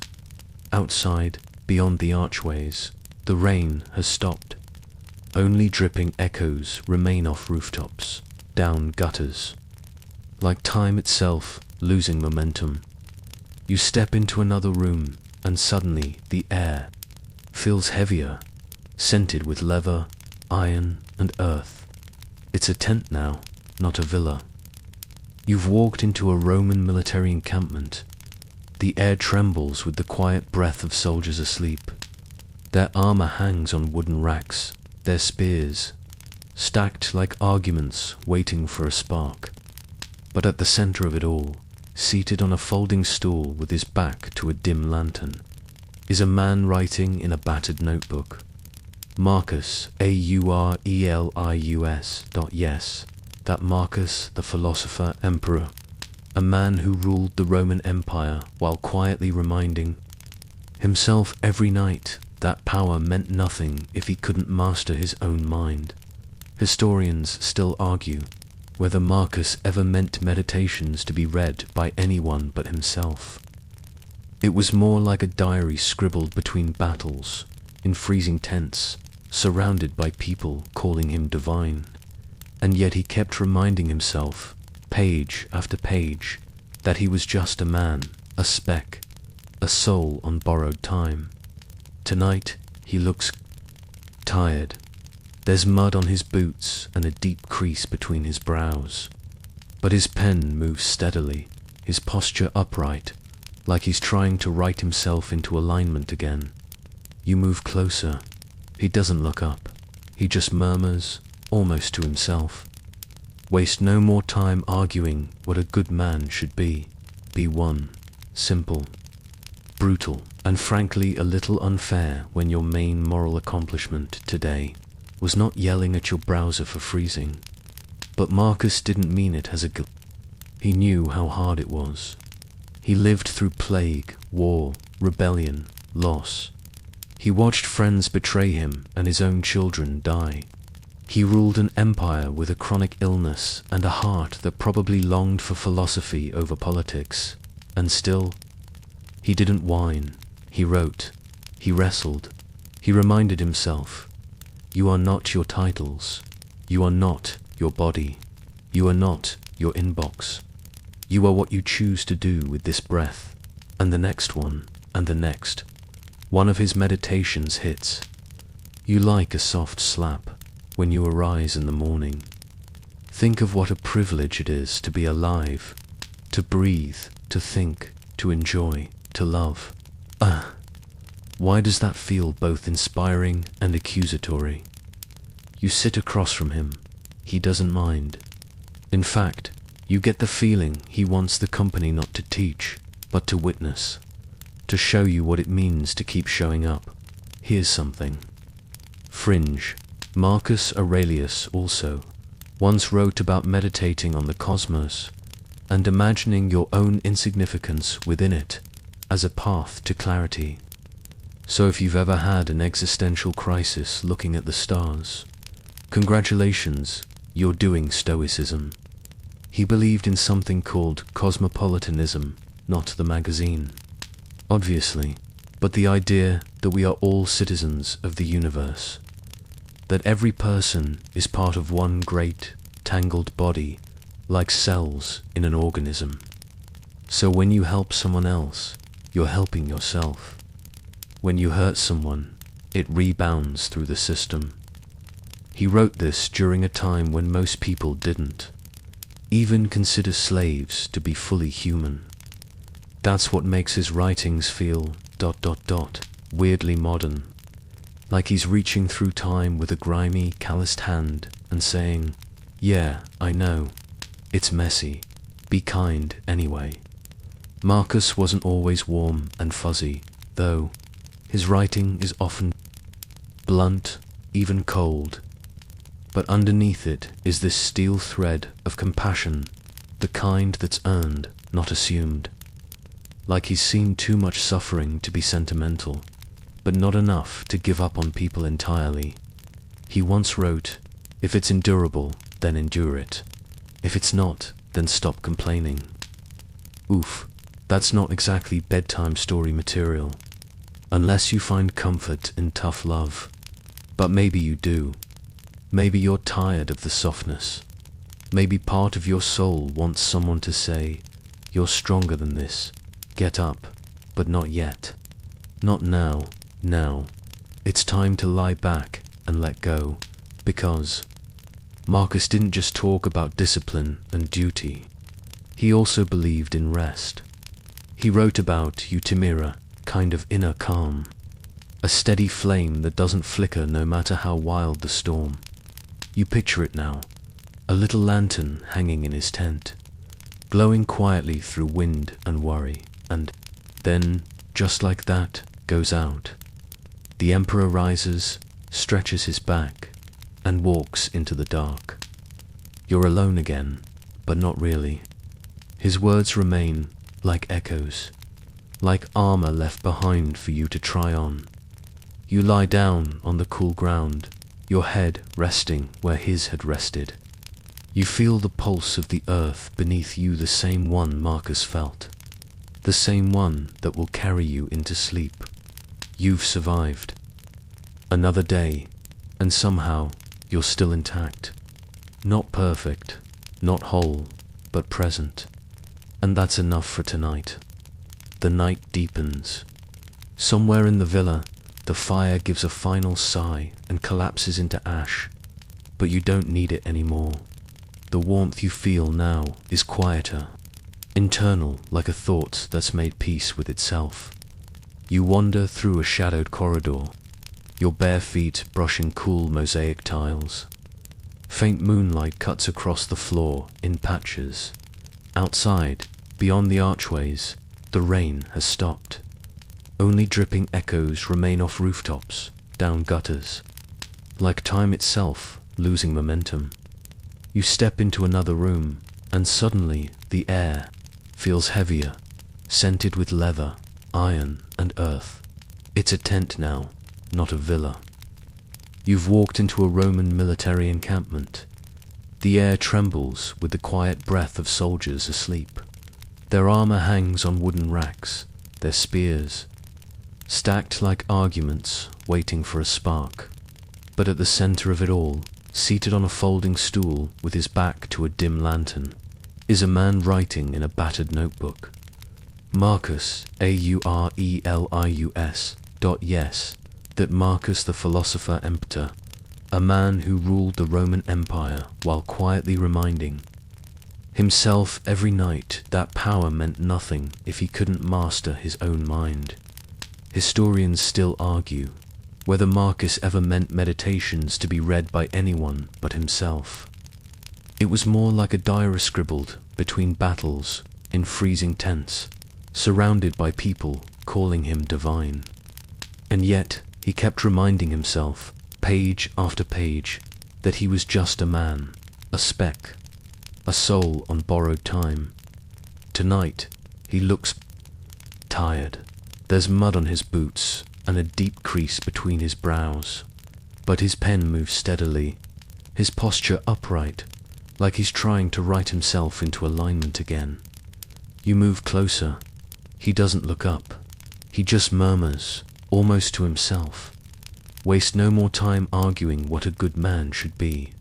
Be one, simple, brutal, and frankly a little unfair when your main moral accomplishment today was not yelling at your browser for freezing. But Marcus didn't mean it as a guilt. He knew how hard it was. He lived through plague, war, rebellion, loss. He watched friends betray him and his own children die. He ruled an empire with a chronic illness and a heart that probably longed for philosophy over politics. And still, he didn't whine, he wrote, he wrestled. He reminded himself, you are not your titles, you are not your body, you are not your inbox. You are what you choose to do with this breath, and the next one, and the next. One of his meditations hits. You like a soft slap when you arise in the morning. Think of what a privilege it is to be alive, to breathe, to think, to enjoy, to love. Ugh, why does that feel both inspiring and accusatory? You sit across from him. He doesn't mind. In fact, you get the feeling he wants the company not to teach, but to witness. To show you what it means to keep showing up. Here's something. Fringe, Marcus Aurelius also, once wrote about meditating on the cosmos and imagining your own insignificance within it as a path to clarity. So if you've ever had an existential crisis looking at the stars, congratulations, you're doing Stoicism. He believed in something called cosmopolitanism, not the magazine, obviously, but the idea that we are all citizens of the universe, that every person is part of one great, tangled body, like cells in an organism. So when you help someone else, you're helping yourself. When you hurt someone, it rebounds through the system. He wrote this during a time when most people didn't even consider slaves to be fully human. That's what makes his writings feel ... weirdly modern. Like he's reaching through time with a grimy, calloused hand and saying, yeah, I know, it's messy. Be kind anyway. Marcus wasn't always warm and fuzzy, though. His writing is often blunt, even cold. But underneath it is this steel thread of compassion, the kind that's earned, not assumed. Like he's seen too much suffering to be sentimental, but not enough to give up on people entirely. He once wrote, if it's endurable, then endure it. If it's not, then stop complaining. Oof. That's not exactly bedtime story material, unless you find comfort in tough love. But maybe you do. Maybe you're tired of the softness. Maybe part of your soul wants someone to say, you're stronger than this. Get up. But not yet. Not now. Now, it's time to lie back and let go. Because Marcus didn't just talk about discipline and duty. He also believed in rest. He wrote about euthymera, kind of inner calm, a steady flame that doesn't flicker, no matter how wild the storm. You picture it now, a little lantern hanging in his tent, glowing quietly through wind and worry, and then just like that it goes out. The emperor rises, stretches his back, and walks into the dark. You're alone again, but not really. His words remain like echoes, like armor left behind for you to try on. You lie down on the cool ground, your head resting where his had rested.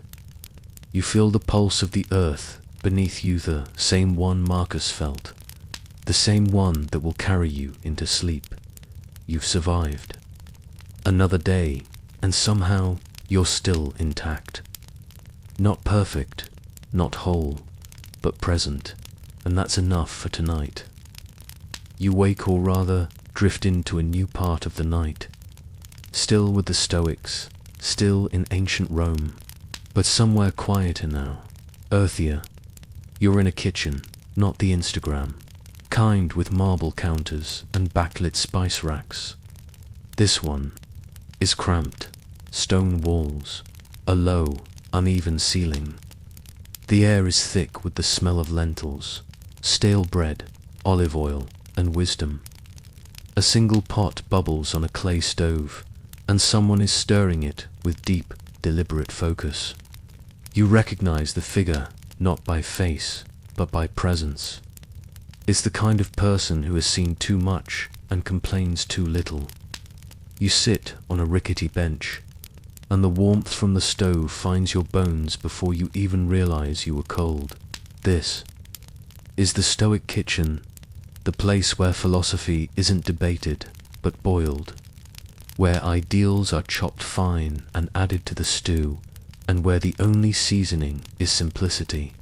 Tonight's recipe, frugality, patience, and just a sprinkle of perspective.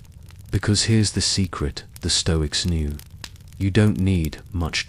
In fact, the less you need, the freer you are. Zeno, the founder of Stoicism, ate so simply that people joked his grocery list could fit on a pebble. Historians still argue whether this was from conviction or necessity, but either way, it stuck. The Stoics weren't fans of extravagance, not because they hated joy, but because they knew that joy based on stuff is always on shaky ground. You take a slow breath. The stew smells good, maybe lentils with a hint of garlic. Nothing fancy, but it fills the room like a hymn. Seneca once wrote, "It is not the man who has too little, but the man who craves more that is poor." Oof, that one lands. Because let's be honest, probably known moments where you had everything you needed but still felt unsatisfied. The craving sneaks in for more success, more comfort, more likes, and suddenly the richness of life gets replaced with the chase. The person across from you ladles stew into 2 chipped bowls and slides one your way. There's no toast, no garnish, just sustenance. You take a bite, it's warm, it's real, it's enough. You notice a basket in the corner, half a loaf of hard bread, a few olives, and what appears to be a very determined beat. This isn't poverty, this is intentional limitation. The Stoics weren't trying to punish themselves, they were training to be okay when things are stripped away. Seneca used to do poverty rehearsals. He'd spend a few days sleeping on the floor, eating crusts, wearing rough clothes. Not because he had to, but to remind himself that he could. That if life took everything tomorrow, he'd survive. Sounds dramatic, but honestly, kind of genius. You think, when was the last time I practiced going without? Not as a punishment, but as a test, a curiosity. A reminder that I'm not as fragile as my coffee order might suggest. Here's a fringe tidbit. The Stoics sometimes compared life to a banquet. You're not the host, you're a guest. Take what's passed to you. Don't snatch. Don't sulk if the platter skips you. Eat with grace, leave with gratitude. And speaking of banquets, fun fact. Ancient Romans used fermented fish sauce called garum on practically everything, even fruit. So next time someone questions your pineapple pizza, just tell them you're following classical culinary tradition. You glance around the kitchen again. There are no gold utensils, no marble sinks, but there's something richer here.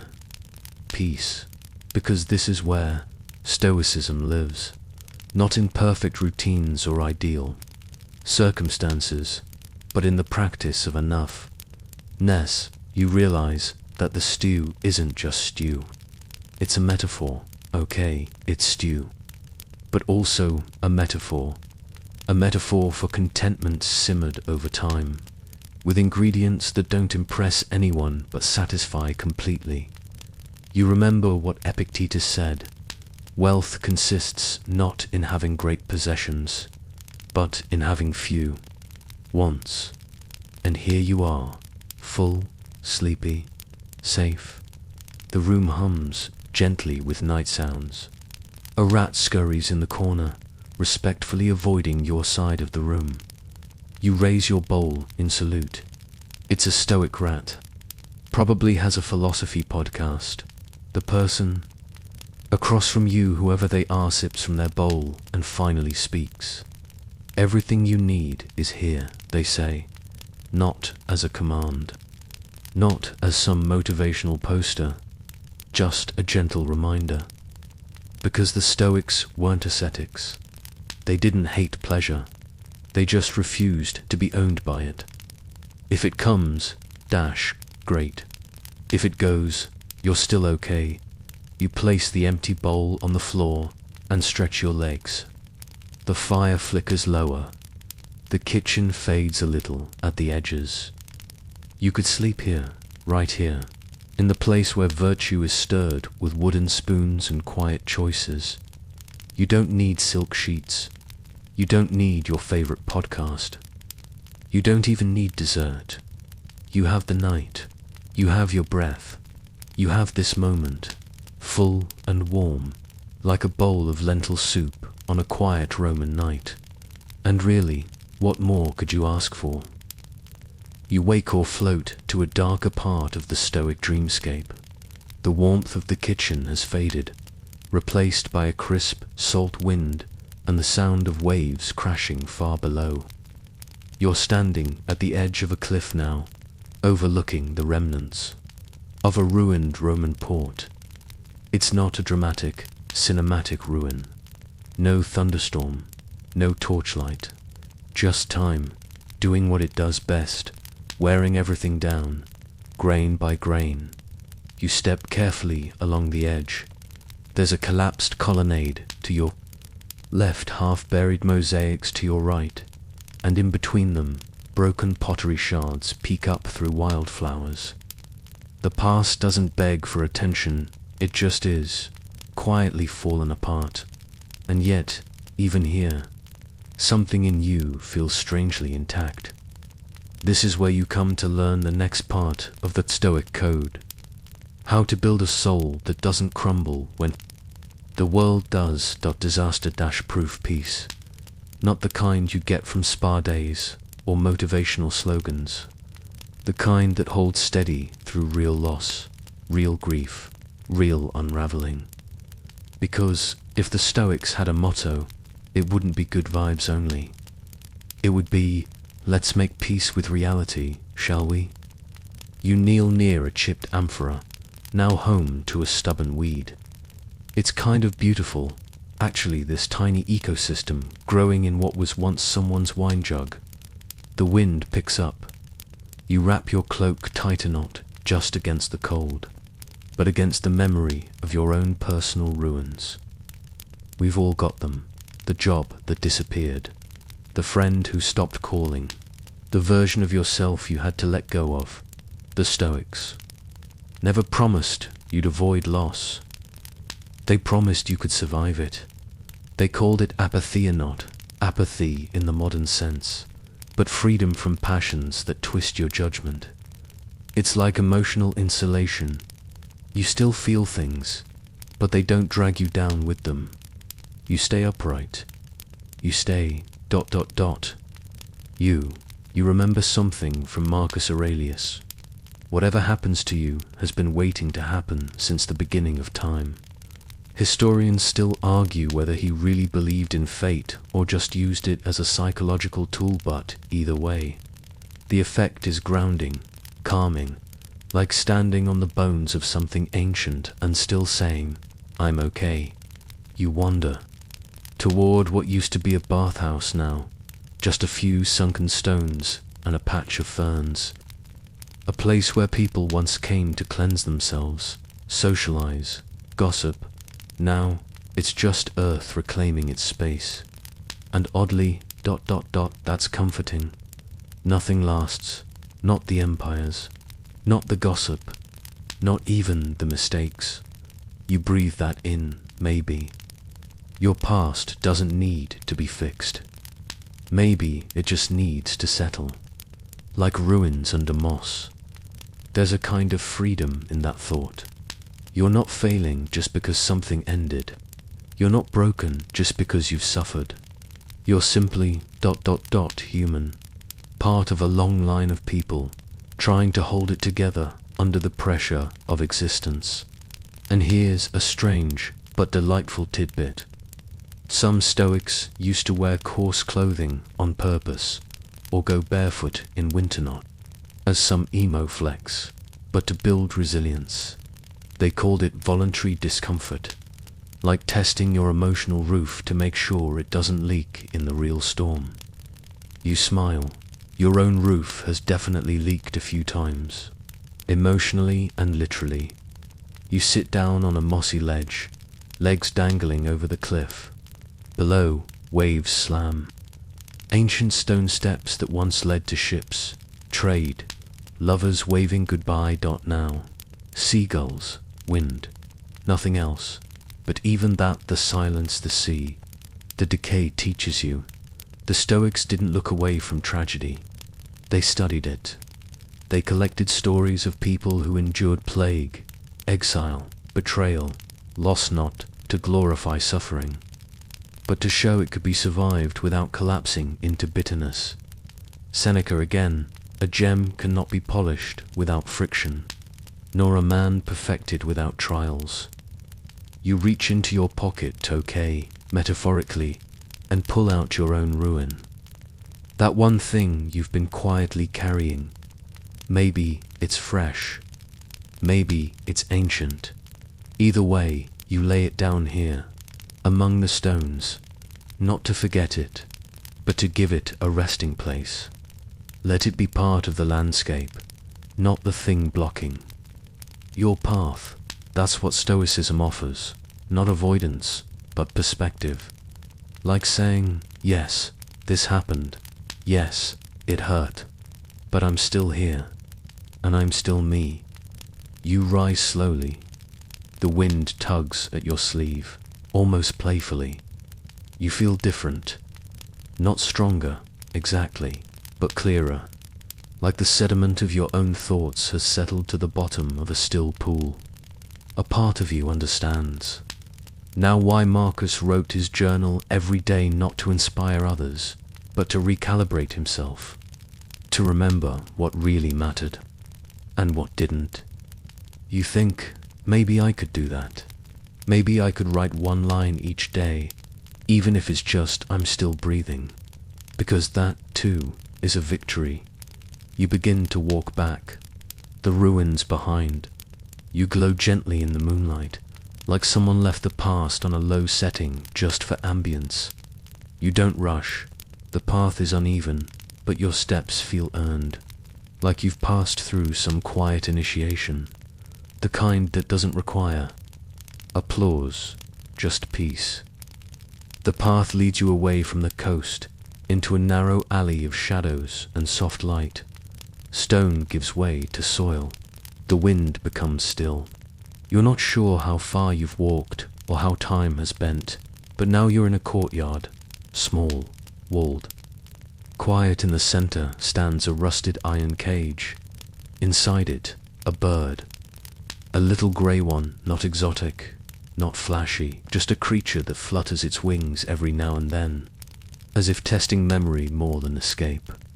You stand still. There's no lock on the cage. The door hangs open, but the bird doesn't leave, and Somehow, in that moment, you understand the next Stoic lesson. Freedom isn't a place, it's a mindset.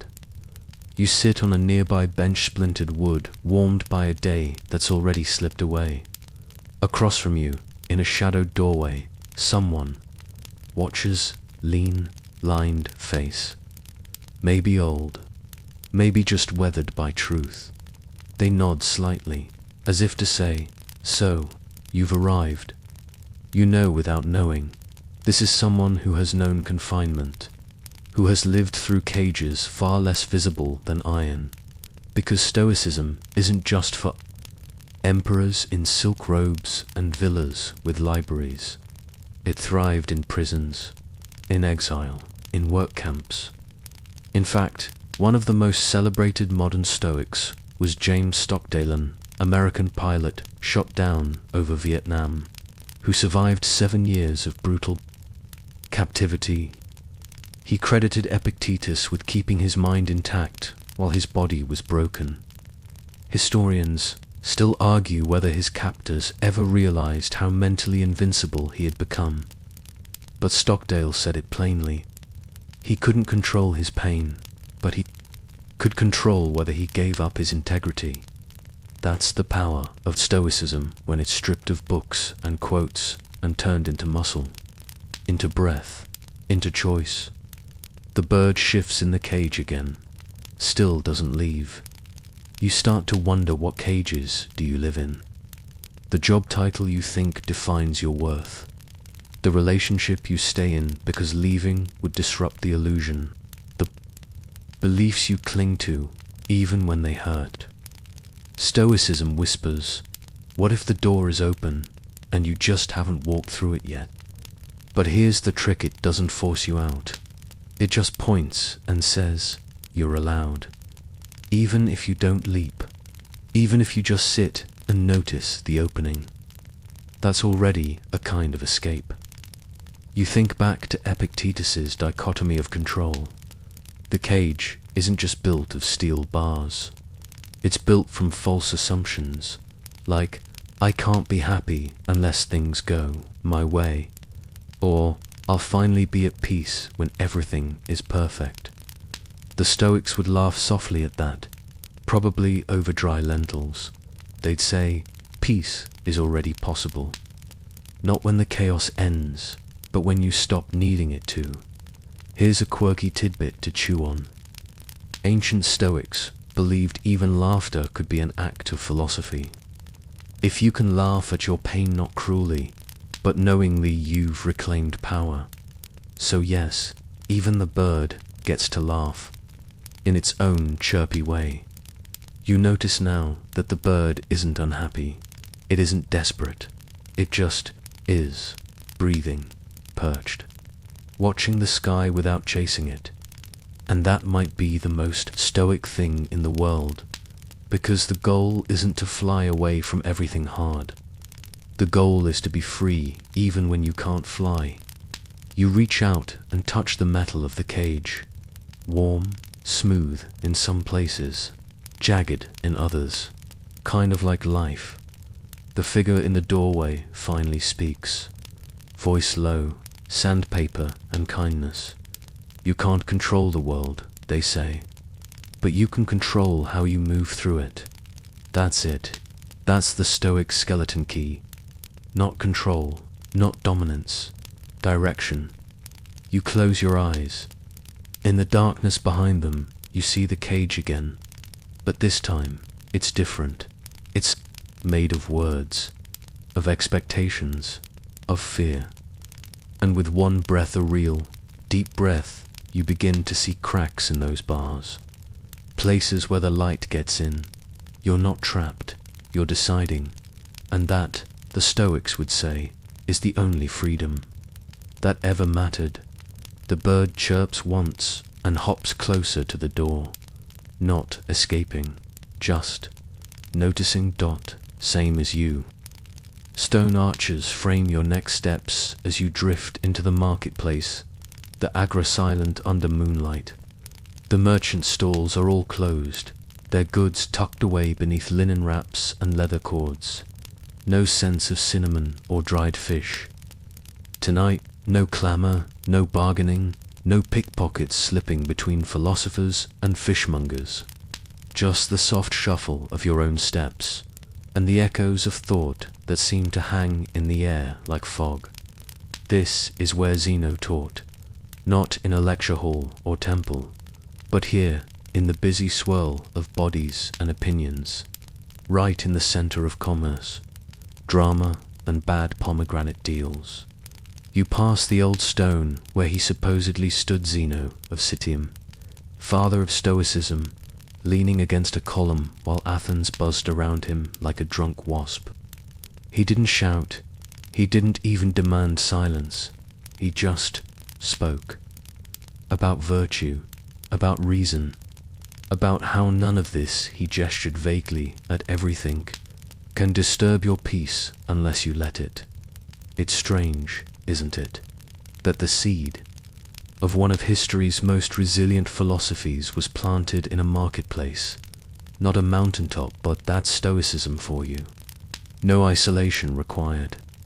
You can be wise and have to haggle over grapes. As you stroll further, the echoes of debate rise like mist. Some phantom argument about whether virtue alone is enough for happiness floats your way. You can almost hear Cleanthes grumbling about its Zeno's successor, a man who, legend says, worked nights hauling water just to afford to think during the day. Historians still argue whether Cleanthes ever slept or just swapped buckets for books around 3 a.m. You pause at a dry fountain, lean against the rim. The marble is cool against your back, and your breath makes little ghosts in the air. The question lingers in your mind now. What does virtue even mean here? In a modern life, you're not a toga-wearing Athenian debating metaphysics over olives. You're, well, you. Probably with a phone that buzzes too much and a mind that won't shut up. But the Stoics wouldn't ask you to give up modern life. They'd ask you to show up better in it. Virtue, to them, wasn't about being nice or pious or squeaky clean. It was about alignment with reason, with nature, with truth. Being internally sturdy, even when external life is chaos. Kind of like wearing emotional noise-cancelling headphones. The real test. Not when things are calm, but when the person in line ahead of you at the bakery orders 6 complicated drinks and a custom gluten-free croissant, while you're already late. That's your agora moment. The Stoics say, breathe, pause, ask yourself, is this within my control? If the answer is no, let it go like expired hummus. A breeze swirls trash gently past your feet, a crumpled parchment, a fig stem, someone's long-gone ambition. You watch it spin and settle. Zeno would have loved this part, the randomness of it. He believed that fate logos, the reason woven into the universe, moves like this, chaotic but purposeful, and your job is to respond well, to choose dignity over drama. And yes, people back then were just as dramatic. Athenian life was, full of gossip, rivalries. And did you hear what that Epicurean said about Chrysippus? Moments, here's a fringe tidbit. Chrysippus, one of Stoicism's great minds, is rumored to have died laughing at a donkey eating figs. No, seriously, that's one version of his death. He saw a donkey steal some figs, cracked a joke about giving the donkey wine to wash it down, and then laughed himself into the afterlife, which proves 2 things. Even Stoics have a weird sense of humor. Even the wise die in absurd ways. You move again, your sandals brushing across mosaic tiles that once saw blood, argument, love, and bored teenagers. There's a feeling growing in you, now not certainty, but something quieter, a kind of steadiness, like standing in the middle of a crowd and realizing you don't need to shout to be whole. Because here's what Zeno taught, and what the marketplace proved. You don't have to escape life to live it wisely. You don't need a monastery, just awareness, just practice. Every time you respond instead of react. Every time you accept instead of resist. Every time you notice that your inner peace isn't for sale, not even on market day. You look around. The agora remains empty, still, but now it feels full of decisions waiting to be made. Not about what to buy, but about who you choose to be. You walk a little taller now. The breeze feels less sharp. Behind you, a soft voice drifts across. The stones, almost inaudible, walk as if the world belongs to no one, and your soul belongs only to you. The sky rumbles, a low, distant growl. You glance up, not startled, just aware as heavy clouds muscle in above the agora's rooftops. Somewhere beyond the sleeping city, a storm is throwing a tantrum. It's not raining yet, but the kind of electric stillness in the air warns you it's coming. The same way a bad mood creeps in before you even realize it's been sitting beside you all day. Your path takes you east now, toward the ancient heart of Stoic thought, the Stoa portico, the painted porch, once a masterpiece of color and philosophy, now barely a skeleton of columns, its murals long gone peeling away like old opinions. But it's still standing, mostly, and on a night like this, with thunder cracking its knuckles in the clouds, the porch feels alive. You step beneath the colonnade just as the first drops patter down. Not a deluge, yet just a gentle spitting, like nature testing its aim. The stone beneath your feet is slick. A breeze pushes its way through the open corridor, carrying with it the scent of wet earth, memory, and maybe a little drama. This is where the name Stoicism was born. Not in a book or scroll, but right here, under this shelter Stoa meaning. Porch, the irony. A whole life philosophy forged not inside some sealed ivory tower, but out in the open, where weather, people, and pigeons could interrupt you at any time. That's the point, though. You're not supposed to wait for the perfect conditions to think clearly. You practice clarity amid the conditions. Mid-storm, mid-conversation, mid-mess. Thunder cracks louder now. A flash of lightning follows, throwing your shadow long and crooked across the stone wall. It makes you wonder how the Stoics weathered their own storms, literal and metaphorical. Zeno lost his fortune in a shipwreck and called it a blessing. Historians still argue whether he actually meant it or just needed to save face. Either way, the lesson landed. Things happen, you respond. Preferably with grace. Lightning, again brighter this time. You flinch slightly, but catch yourself. Epictetus would be unimpressed.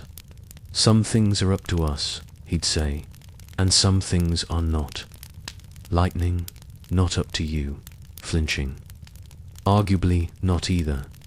But your reaction after the flinch. Fair game. The painted porch once boasted. Vivid images of mythic battles. Greeks fighting Amazons. Heroic deaths. Epic courage. It's said Zeno chose this space because of those paintings. Because they reminded everyone of the chaos humans bring upon themselves, and the power they have to rise above it. Imagine trying to teach virtue to a group of bored students while next to you, a larger-than-life mural of someone getting stabbed in the gut. That's commitment. That's Stoicism. And speaking of commitment, remember how Marcus Aurelius Scepter, general, philosopher wrote, "Meditations, not in comfort, but while camped on battlefields, surrounded by soldiers with lice and spears." He weathered both external storms and the internal downpour of existential dread. Like when he wrote, "You could leave life right now. Let that determine what you do and say and think." Comforting, huh? But weirdly, it kind of is. The Stoics didn't sugarcoat anything. Life is hard. People disappoint you. Toilets overflow. Sometimes the storm does destroy your roof. But if your peace depends on sunshine, then your peace is doomed. Another flash. This time the thunder follows almost instantly. You huddle closer to the wall. Water starts dripping from the ceiling, trickling down one of the mural fragments that survived 2,000 years. A damp reminder. Nothing lasts forever. Temples, not storms, not even your worst thought spiral. Here's a quirky side note. Cleanthus, one of Zeno's successors, once claimed that the entire universe is a living being made of divine fire. And reason. Fire. Yes, reason. Debatable. Especially when you consider the average Tuesday in traffic. But fire made sense to them. It symbolized both destruction and renewal. The Stoics believed that the cosmos regularly burned itself down, only to rise again in a perfect, rational cycle. Sort of like your inbox. They called this ekpyrosis universal combustion. The big crunch, ancient Greek edition, and just like that, you realize, storms have their place. They cleanse, they clarify, they expose weak structures. Emotionally and architecturally, the wind howls through the stoa now, testing your resolve. A pigeon flaps frantically past, drenched and irritable. For a second, you think about how miserable it must be to have wings and no weather app. You wrap your arms around yourself, not because you're cold, but because the Stoics would nod at this. You take responsibility for your own warmth, your own peace. A merchant's cart tumbles in the street below. Wooden wheels rattle against stone, then stop abruptly against a statue of Athena missing her left arm. You wonder how often that statue has watched storms like this pass by. More importantly, how often has she not reacted? That's the trick, isn't it? To be like Athena Stoic, unbothered by wind or wine or the weight of centuries. Not because she doesn't feel, but because she chooses what to show. The mask isn't fake, it's discipline. You listen to the storm settle into its rhythm, no longer unpredictable, just present, like your breath. Inhale, exhale. The thunder fades, but the lesson lingers. You're still here, still dry, still intact. And when the winds come again, because they will, you'll remember the porch, the way it held firm, the way it whispered, "Let the sky scream." You're built to outlast it. The storm has passed. What's left now is the silence, thick, almost velvet, except for the slow drip of rainwater sliding from roof corners to cobblestone. You step back out from under the porch, breathing in the post-tempest air.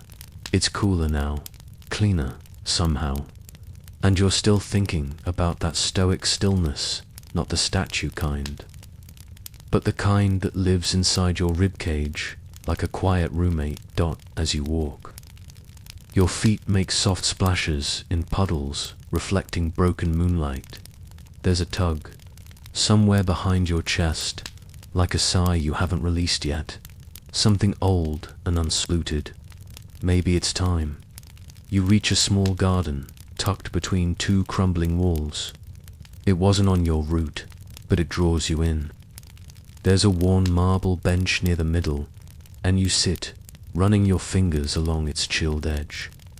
Overhead, leaves rustle with residual drizzle.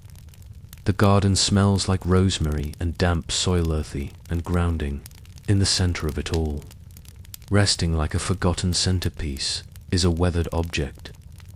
At first it looks like a helmet, then a bowl, then yes, a skull. Human, clean, and unceremoniously placed, probably a leftover from some faded ritual or philosophical display. Either way, it's there now, watching the sky. You lean forward, not out of fear, but curiosity. Memento mori, remember that you will die. A little intense for a midnight garden, maybe, but hi, you're already here. And honestly, it's not as morbid as it sounds. If anything, it's comforting. Weird, right? See, the Stoics didn't obsess over death to scare themselves. They invited it in like an awkward dinner guest. Come in, death. Sit at the table. Don't mind the crumbs. Because when you make peace with the end, the middle gets a whole lot lighter. Marcus Aurelius used to write reminders to himself in meditations, like do not act as if you were going to live 10,000 years. That's right. Most powerful man still had to coach himself out of procrastinating. He wasn't tweeting memes about productivity. He was literally journaling. Dude, you could die tomorrow. Stop doom scrolling and finish that speech.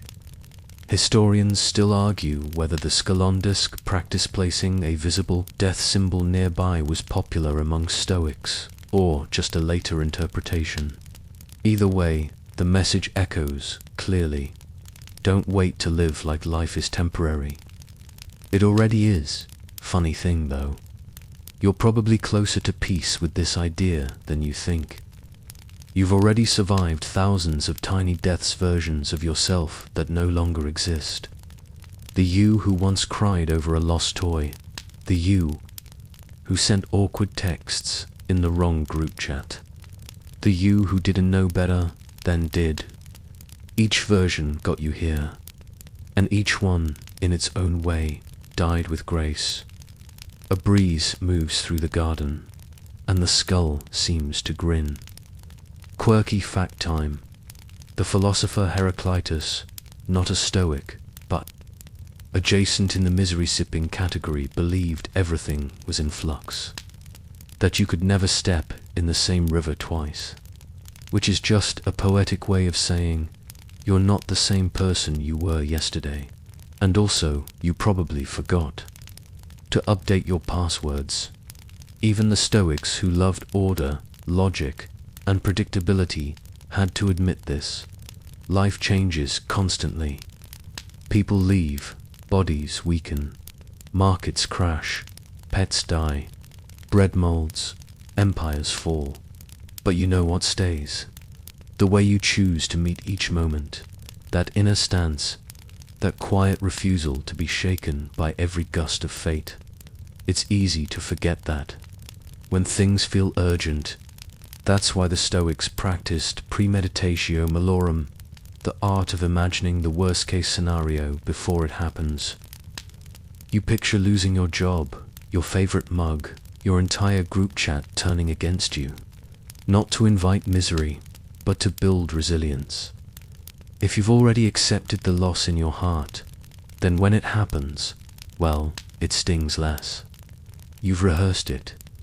You're not surprised. You think of Seneca now, who once wrote to his friend Lucilius that death is not to be feared, but rehearsed.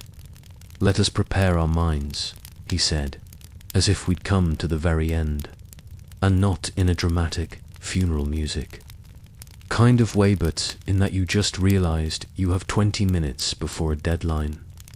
Sort of clarity. You look back at the skull. It isn't trying to threaten you. It's inviting you to be awake, to be here, to stop scrolling mentally through the past and future, and actually take in this exact breath, in this exact garden, under this exact slice of moon. There's something gentle in that, something weirdly freeing. You smile to yourself, a little sheepishly, because, let's be honest, modern culture hates this topic.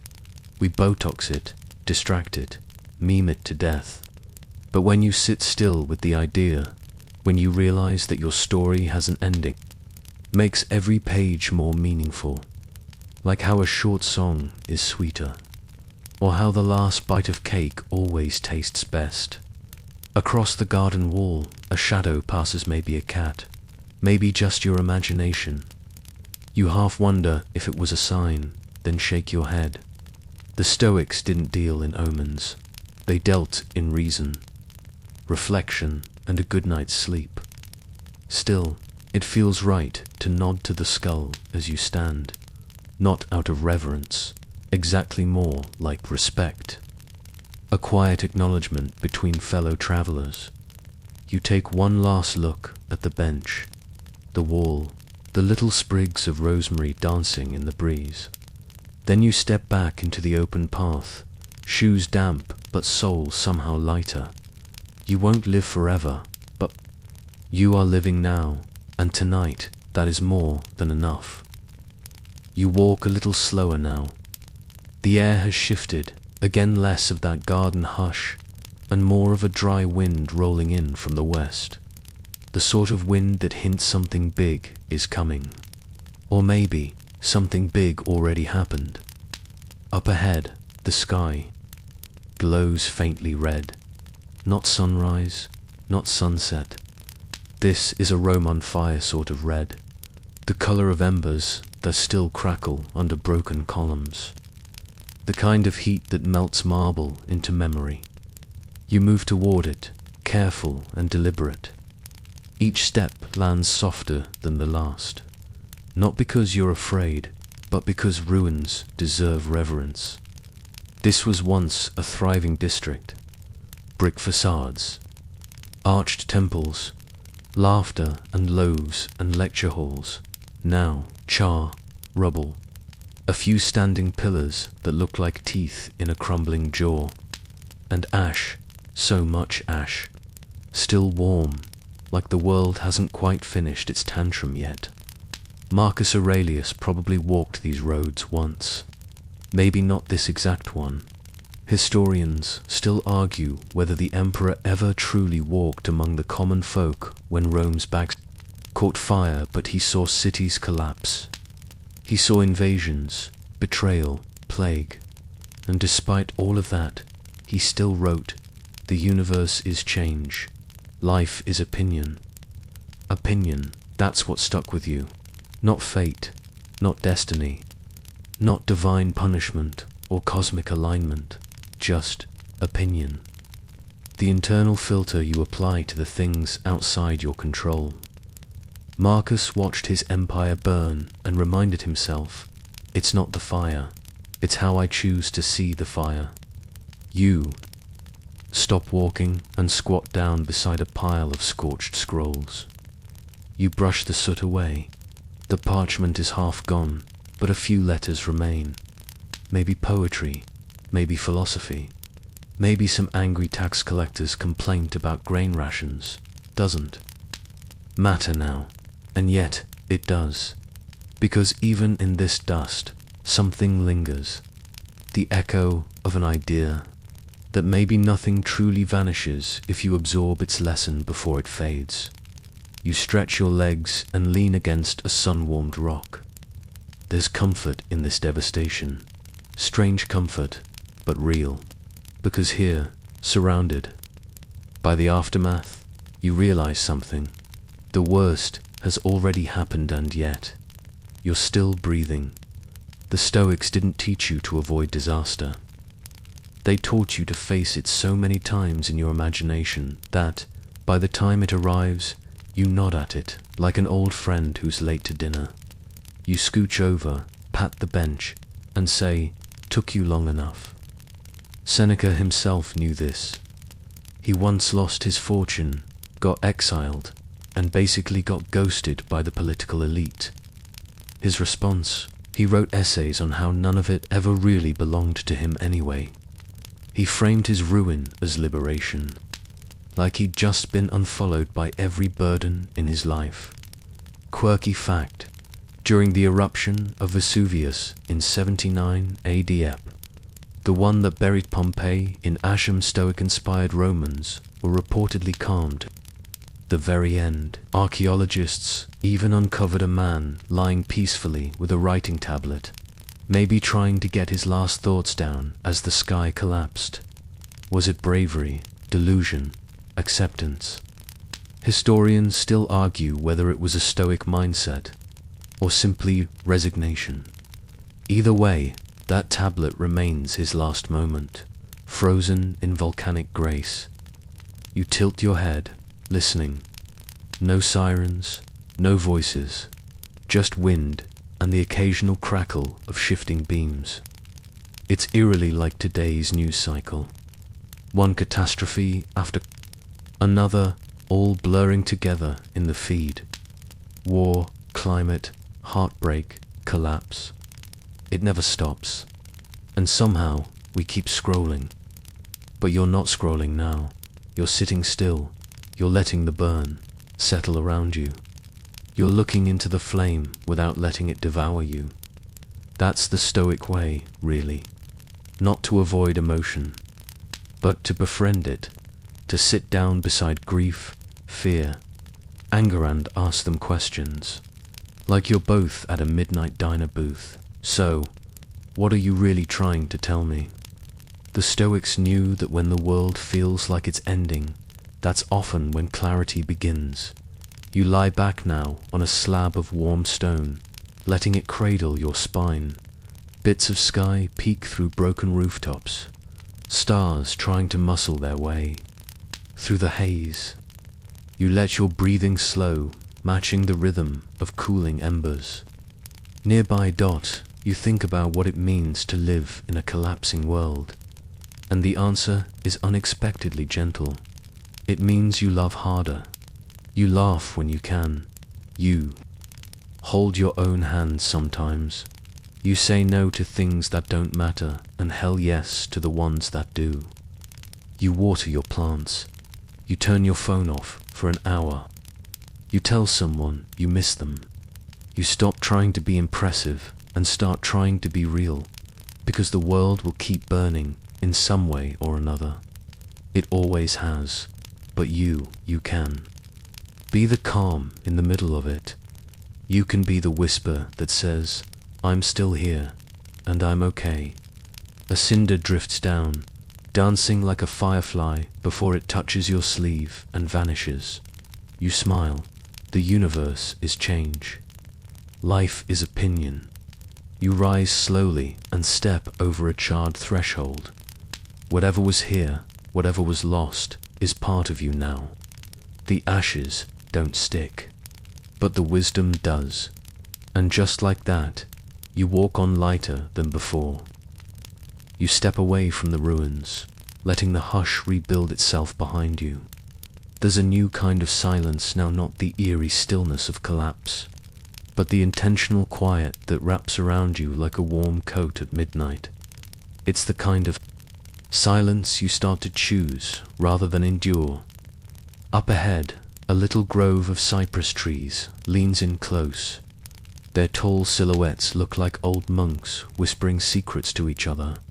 And in the distance, voices, not clear ones, just vague, half-heard, babble familiar tones of gossip, complaints, petty judgments floating through the dark like lazy bees. You don't walk toward them, instead. You follow a narrow path that curves to the side. Pebbles crunch beneath your sandals. It's okay, let's be honest. You're probably in sock sand. Each step feels like a decision, a gentle defiance, because right now you're learning to honor the sound of not caring. Not in a cynical way, not in the burn it all down, teenage rebellion kind of way. This is quieter, softer, like you finally realize that most of what people say has more to do with them than you. The Stoics were big on that. Epictetus especially. He taught that if someone insults you, you don't have to accept it like someone trying to hand you a dead fish. Just don't take it. Let them stand there holding their weird, smelly opinion all by themselves. Historians still argue whether Epictetus ever actually threw a metaphorical dead fish at someone during a lecture, but the idea holds. You're not responsible for other people's noise. You're responsible for your reaction to that noise. You pause near the edge of a fountain, dry now, but smooth and echoing. It used to be a public gathering place. Merchants, philosophers, drunk poets reciting verses about how grapes are the meaning of life. The usual dot. But as you sit on the ledge, you imagine what it would be like if everyone just paused, stopped talking for a second, stopped filling the space with knee-jerk opinions, social media hot takes, and secondhand stress. The Stoics weren't afraid of silence. They loved it. Seneca once said, "It is a great thing to know the season for speech and the season for silence." Most people remember the speech part. Fewer remember the silence part. But you're leaning in now, letting silence bloom inside you like a night flower. Here's something fun. The ancient Stoics often trained themselves to not react immediately. Someone would insult them or try to provoke them, and they'd just stare, unbothered, emotionally bulletproof. Like that unshakable grandma who never flinched even when your cousin tried to light the carpet on fire. Epictetus again, he used to warn his students about fantasy. Those sudden impressions or thoughts that pop up and try to hijack your mood. The trick wasn't to fight those thoughts, but to notice them. Like, oh, hey, random anxiety spiral. Nice of you to drop in. Mind waiting outside. You run your fingers over the edge of the fountain. Cool stone, worn smooth by centuries of elbow leaning and impromptu debates.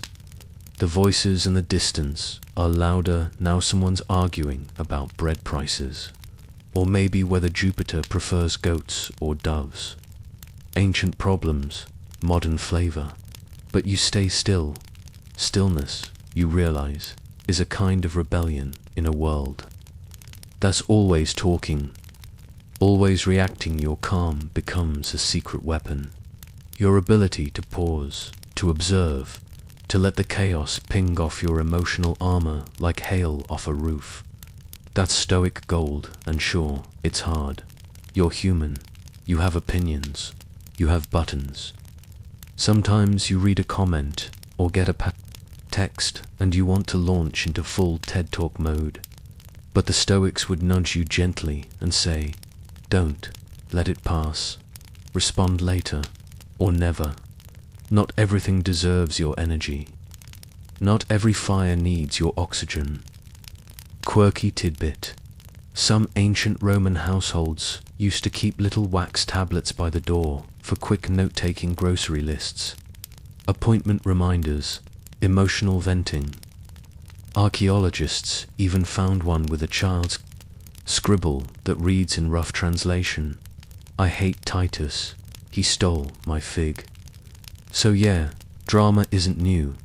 But now, imagine if the kid who wrote that had waited an hour, slept on it, maybe even wrote a second note. A. Figs grow on trees. Let it go. That's the vibe. You push yourself up from the fountain and start walking again, slower now. Not tired, just tuned in. The wind is quiet. The trees hum with nighttime stillness. A cat pads across your path and disappears into the shadows. Doesn't say a word, smart cat. There's a final lesson here, one you feel in your bones. Dignity isn't loud. Self-respect doesn't perform. Inner peace isn't a group chat. It's here with you. In the space between reactions, you reach a low stone wall and climb up just enough to see the rooftops below. Some candlelight, some laughter, but mostly darkness and stars. You let your shoulders drop, your face soften, and your breathing settle into a slower rhythm. The world keeps talking. But tonight, you don't have to answer. Your foot finds the first worn marble step, and down you go gently, slowly, toward a quieter corner of the villa. The floors creak a little, tiles groan with age, and every now and then, a breeze sighs through the curtains. But otherwise, the scene is still. And the next task, folding laundry, yes, laundry. Even ancient Romans wore clothes, mostly togas, tunics, and the occasional cloak that doubled as a blanket. And guess what? They had to fold them, too. Which means you, here in this dreamy intersection of midnight and mindfulness, are about to experience the full Stoic discipline of doing something beautifully boring. Your fingers brush over linen. The fabric is cool, gently stiff from drying on a line. You lift a toga, letting it unfold in the air like a white sail.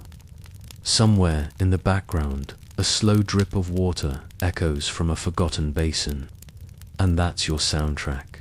Domestic, humble, real. The Stoics would have loved this moment, especially Cleanthes' successor, who insisted that philosophy was something you practiced while walking, eating, working, and yes, folding laundry. Historians still argue whether Cleanthes wrote his hymns to Zeus while ironing his tunic. Probably not, but they agree on this. He believed daily life was the arena of the soul. There's no stage here, no applause, just the creases you smooth with intention, and the breath you exhale as you gently align corners. What you're really doing is practicing discipline in motion. The Stoics called this proheresial rational faculty, your ability to choose your reaction and your attitude, even toward a wrinkle, even toward a stubborn sock. You finish the toga and place it on the pile. Next, a child's tunic. Small, thin, probably worn by a boy who once tried to sneak figs into the courtyard. You imagine his little footsteps echoing down the hallway. Maybe he grew up to be a scribe or a soldier, or maybe he just got really good at folding things. Routine, the Stoics taught, is not your enemy. It's your rhythm. It's the slow drumbeat of virtue made visible. Marcus Aurelius would remind himself daily of what he had to do, who he needed to be, even when it was repetitive, annoying, or mundane. Especially then, because repetition, stripped of novelty, is where your values get tested. And tonight, your value is presence. The ancient Stoics didn't do multitasking. They didn't scroll Twitter while folding. They didn't half listen to lectures while organizing togas. They put their whole selves into whatever they were doing, which is, let's be honest, kind of revolutionary in a world where most of us can't even drink water without checking our notifications. You pick up a dark blue cloak. It's heavier than the rest and smells faintly of smoke and myrrh. Whoever wore this had stories. Maybe a soldier returning from the frontier. Maybe a philosopher returning from a disappointing symposium. Maybe a widow wrapping herself against a chilly Roman evening. The cloak doesn't say, but as you fold it, you feel connected, not just to the person, but to a practice, to the quiet dignity of caring for things, to the philosophy that says, what you do with your hands matters just as much as what you do with your thoughts. Quirky tidbit: in ancient Rome, some households hired professional folders called fullers, part laundry specialists, part fabric whisperers. They even used urine, yes, really, to clean togas. And while we don't recommend that in your own laundry routine, it does suggest something wonderful, that even the lowliest tasks had expertise, care, and Stoic relevance. You pause, stretch your back, and sip from a clay cup of lukewarm tea. It's a little bitter, that's fine. Everything tonight is supposed to be gentle, slightly imperfect, and grounded. Back to work. A stack of napkins now, well, more like squares of rough cloth used for wiping hands during dinner. You fold each one neatly, thinking about Epictetus telling his students to begin with little things. If you can handle folding napkins with grace, maybe you'll be ready when life asks something bigger. That's the thing. Life will ask something bigger. Someone will test your patience, or your boundaries, or your grip on a slippery soap bar of inner peace.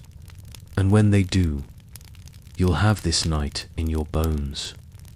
You'll remember that even when the task seems small, your spirit can be vast, calm, capable, because folding laundry is not a waste of time.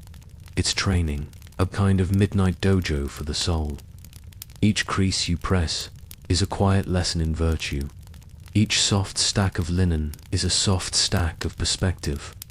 And the moment you catch yourself speeding up, wanting to be done, wanting to get back to something that feels more important, you smile, slow down, and remember, this is the important part.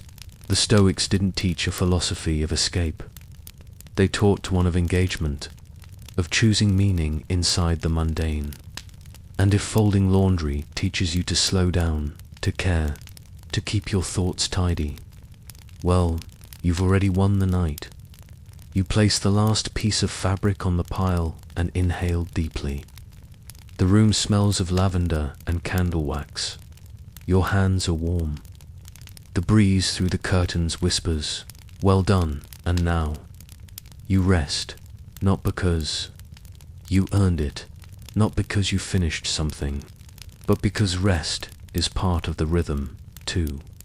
The candle sputters low, casting long shadows that flicker like memories against the villa's stone walls.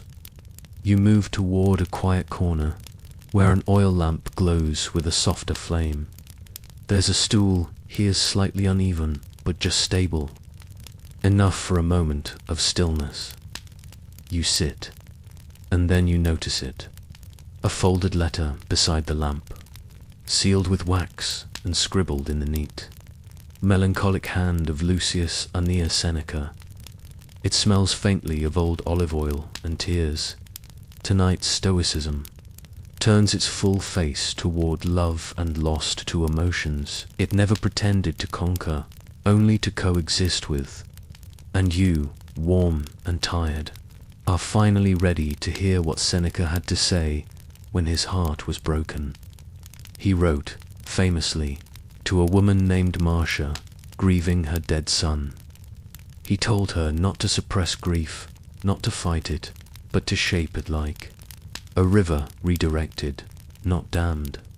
Stoics didn't believe in denying sadness. They believed in giving it structure. You feel that now as your hand grazes the edge of the letter, its parchment curled with time. Why do we grieve? He had asked. Because we loved, simple, tragic, and wise. The flame bends, low and golden, as you breathe in slowly. Seneca's own life was full of grief. He lost a son, possibly two. Historians still argue whether his marriage was political or romantic, but what's certain is that he understood longing, and he understood what happens when the world takes something. You thought you couldn't live without and yet, somehow, you keep living. That's where Stoicism gets misread. People assume it's about indifference, emotional shutdown, becoming some kind of ancient robot with a good jawline. But real Stoics, they felt, they loved deeply. They just refused to let loss destroy the part of themselves that could still do good. You lean back. The oil lamp makes a small glop sound. Your body is warm, but there's a cold corner in your chest. Just a little sorrow that's never fully gone. And that's okay. You remember a friend you lost, or a version of yourself that no longer exists, or a love that went quiet. These memories rise gently, like steam, not to haunt you but to be witnessed. The Stoics never said grief was failure, only that letting grief unmake your reason was unwise. Still, the pain is real. Epictetus once compared the loss of a loved one to the breaking of a cup. He said, "When you kiss your child goodnight, whisper to yourself, they are mortal." Brutal, maybe, but strangely freeing, because the point isn't to detach from love, it's to love so clearly, so presently, that when the time comes to say goodbye, you're not shocked that good things don't last forever. Under the villas beams, you listen to silence. Maybe there was a time you curled up after a loss and thought you'd never feel whole again. Maybe you're still in that moment years later. But if you're here now, breathing deeply, folding the memory into a part of yourself that's not raw anymore, that's a kind of miracle. Quirky tidbit. Roman funerals often involved professional mourners, women hired to wail publicly, tearing at their cheeks and garments. It was considered healing, cathartic, even necessary. But the Stoics skipped the performance. They grieved inwardly, quietly, sometimes for months, sometimes forever. They didn't chase closure. They accepted continuation. You run your finger along the edge of the letter again. You think about how Seneca faced his death not from old age, but from forced suicide at Nero's command. He bled slowly, surrounded by friends, and even in that moment, he comforted them, quoting philosophy while his breath grew shallow. Stoicism, in that moment, wasn't armor. It was grace. Tonight, that grace wraps around you like a soft wool. Cloak, your sadness is still yours, but it's not raging anymore. It's listening. The villa sighs. Somewhere outside, a nightbird calls. And for a moment, you imagine Marcia's son Young, laughing, running through the courtyard with a fig in one hand and his mother's scarf in the other. She still grieves, but she also remembers the way he smelled after rain. And that too is Stoicism. To remember with tears and still choose to rise. You shift in your seat, the lamp flickers. You look around at the folded letters, the quiet shadows, the way your breath fogs the air slightly in this cooler part of the room. All these things pass, and still you are here, not untouched, but unbroken. You murmur to yourself, "What is not within my control, I release. What is mine, I carry with calm hands." You don't have to force healing. You only have to allow space for it. You stand, and in that moment, just one moment, you feel deeply what the Stoics always knew. That peace isn't the absence of emotion. It's the gentle discipline of holding emotion without letting it drown you. And if you still miss them, that's proof you were alive. That's proof you loved. The lamp is down to its last whisper of flame, barely glowing against the stone walls of the villa. You rise from your seat and glide toward the open archway. Cool air brushes your skin.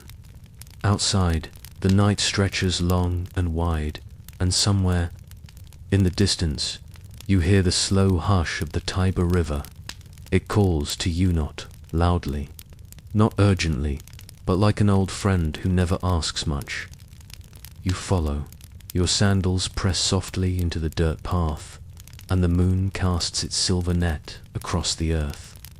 Olive trees sway gently, their leaves whispering secrets to the wind.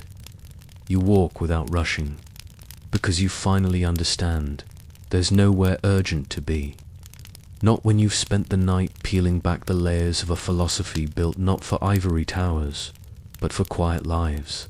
For yours, the Tiber glistens in the moonlight, as serene as any Stoic would hope to be. And here, at its banks, you finally feel it, that stillness they spoke of. Not silence, not numbness, but a calm presence. You sit by the water's edge. It doesn't matter that it's a little damp, or that a bug crawled across your foot 2 seconds ago. You just let it be. And now, with this long night nearly behind you, you take a slow breath and reflect. The Stoics weren't dreamers. They weren't utopians. They were survivors of the real world. Fires, wars, exile, betrayal, heartbreak. They'd seen it all. Marcus Aurelius ruled during plague and invasion. Epictetus lived as a slave. Seneca taught wisdom to a boy who would become one of Rome's cruelest tyrants. And still, they practiced calm. Not because life was kind, but because life was chaotic, and they refused to match its chaos. You remember one of Marcus's softest lines. He wrote, "If you are disturbed by external things, it is not they that trouble you, but your judgment of them." He didn't mean you should gaslight yourself into fake positivity. He meant, choose how you frame things. Choose which fires you feed. And here, by the river, there are no fires, just water, just reflection. You lean back into the grass, feel the dampness through your clothing, and let out a small, sleepy laugh. This whole journey, all these ancient scrolls and weathered voices, and, somehow, the final lesson was just to lie still and breathe. Historically, the Tiber has seen it all: Rome's rise, its violence, its poetry, its trash. Some scholars even debate whether Romulus really founded the city by these waters, or if the myth just sounded better with a river in it. But none of that matters to you now. You're here, and time, for once, is kind. You trace a finger along the blades of grass beside you. The stars above blink slowly, like they, too, are growing sleepy. And you remember something Epictetus once said: "No great thing is created suddenly. Even the grape must ripen to sweeten." You, too, have ripened, not into some perfect being, but into a person who can sit quietly beside the river and not need answers to everything. A person who has grieved and loved and failed and still finds something sacred in a deep breath. You smile faintly, and maybe, just maybe, there's someone watching over you right now, friend. A version of yourself from long ago, or even the quiet echo of an ancient philosopher, nodding in approval. The river flows. The grass sways. Your eyes get heavier, and with each blink, the teachings of the Stoics soften into your bones, not as commandments, but as gentle reminders. You don't have to control everything. You don't have to be unaffected. You only have to return, again and again, to what you can actually shape: your breath, your focus, your kindness. Let the rest go, and as you do, the night embraces you fully. No more candlelight, no more letters to unfold, just the sound of water and wind, and your own steady pulse easing into rhythm. Peace was never the absence of feeling it. Was this you, still, quiet, alive, now? Drift deeper. The air around you thickens with calm, every sound melting into that gentle blur of near silence. The river hums, low and long, just barely louder than your breath. You don't need to move. There's nothing left to unpack. Nothing you need to do to earn this rest. Everything you carried into the night, the worries, the noise, the endless alerts from a world always hungry for attention, can fade now. Not vanish, just dim. Your limbs grow heavy. The grass beneath you feels like velvet. And even the stars seem to yawn, their light stretching slower across the dark. If a thought rises, don't fight it. Let it float through and keep moving. Like the river, like time. Let everything glide. Let your body exhale.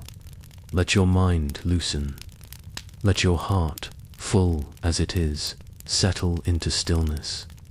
This peace, you didn't have to chase it. You simply had to remember it was always here, beneath the noise, beneath the stories, beneath even the pain, waiting, patient, kind. The Stoics were never promising perfection. They were offering a quiet room in your soul. You're in it now, and it's safe, it's soft, it's time. Good night. Now, drift deeper. The air around you thickens with calm, every sound melting into that gentle blur of near silence. The river hums low and long, just barely louder than your breath. You don't need to move. There's nothing left to unpack. Nothing you need to do to earn this rest. Everything you carried into the night, the worries, the noise, the endless alerts from a world always hungry for attention, can fade now, not vanish, just dim. Your limbs grow heavy. The grass beneath you feels like velvet, and even the stars seem to yawn, their light stretching slower across the dark. If a thought rises, don't fight it. Let it float through and keep moving. Like the river, like time. Let everything glide. Let your body exhale. Let your mind loosen. Let your heart, full as it is, settle into stillness. This peace, you didn't have to chase it. You simply had to remember it was always here beneath the noise, beneath the stories, beneath even the pain, waiting, patient, kind. The Stoics were never promising perfection. They were offering a quiet room in your soul. You're in it now, and it's safe, it's soft, it's time. Good night.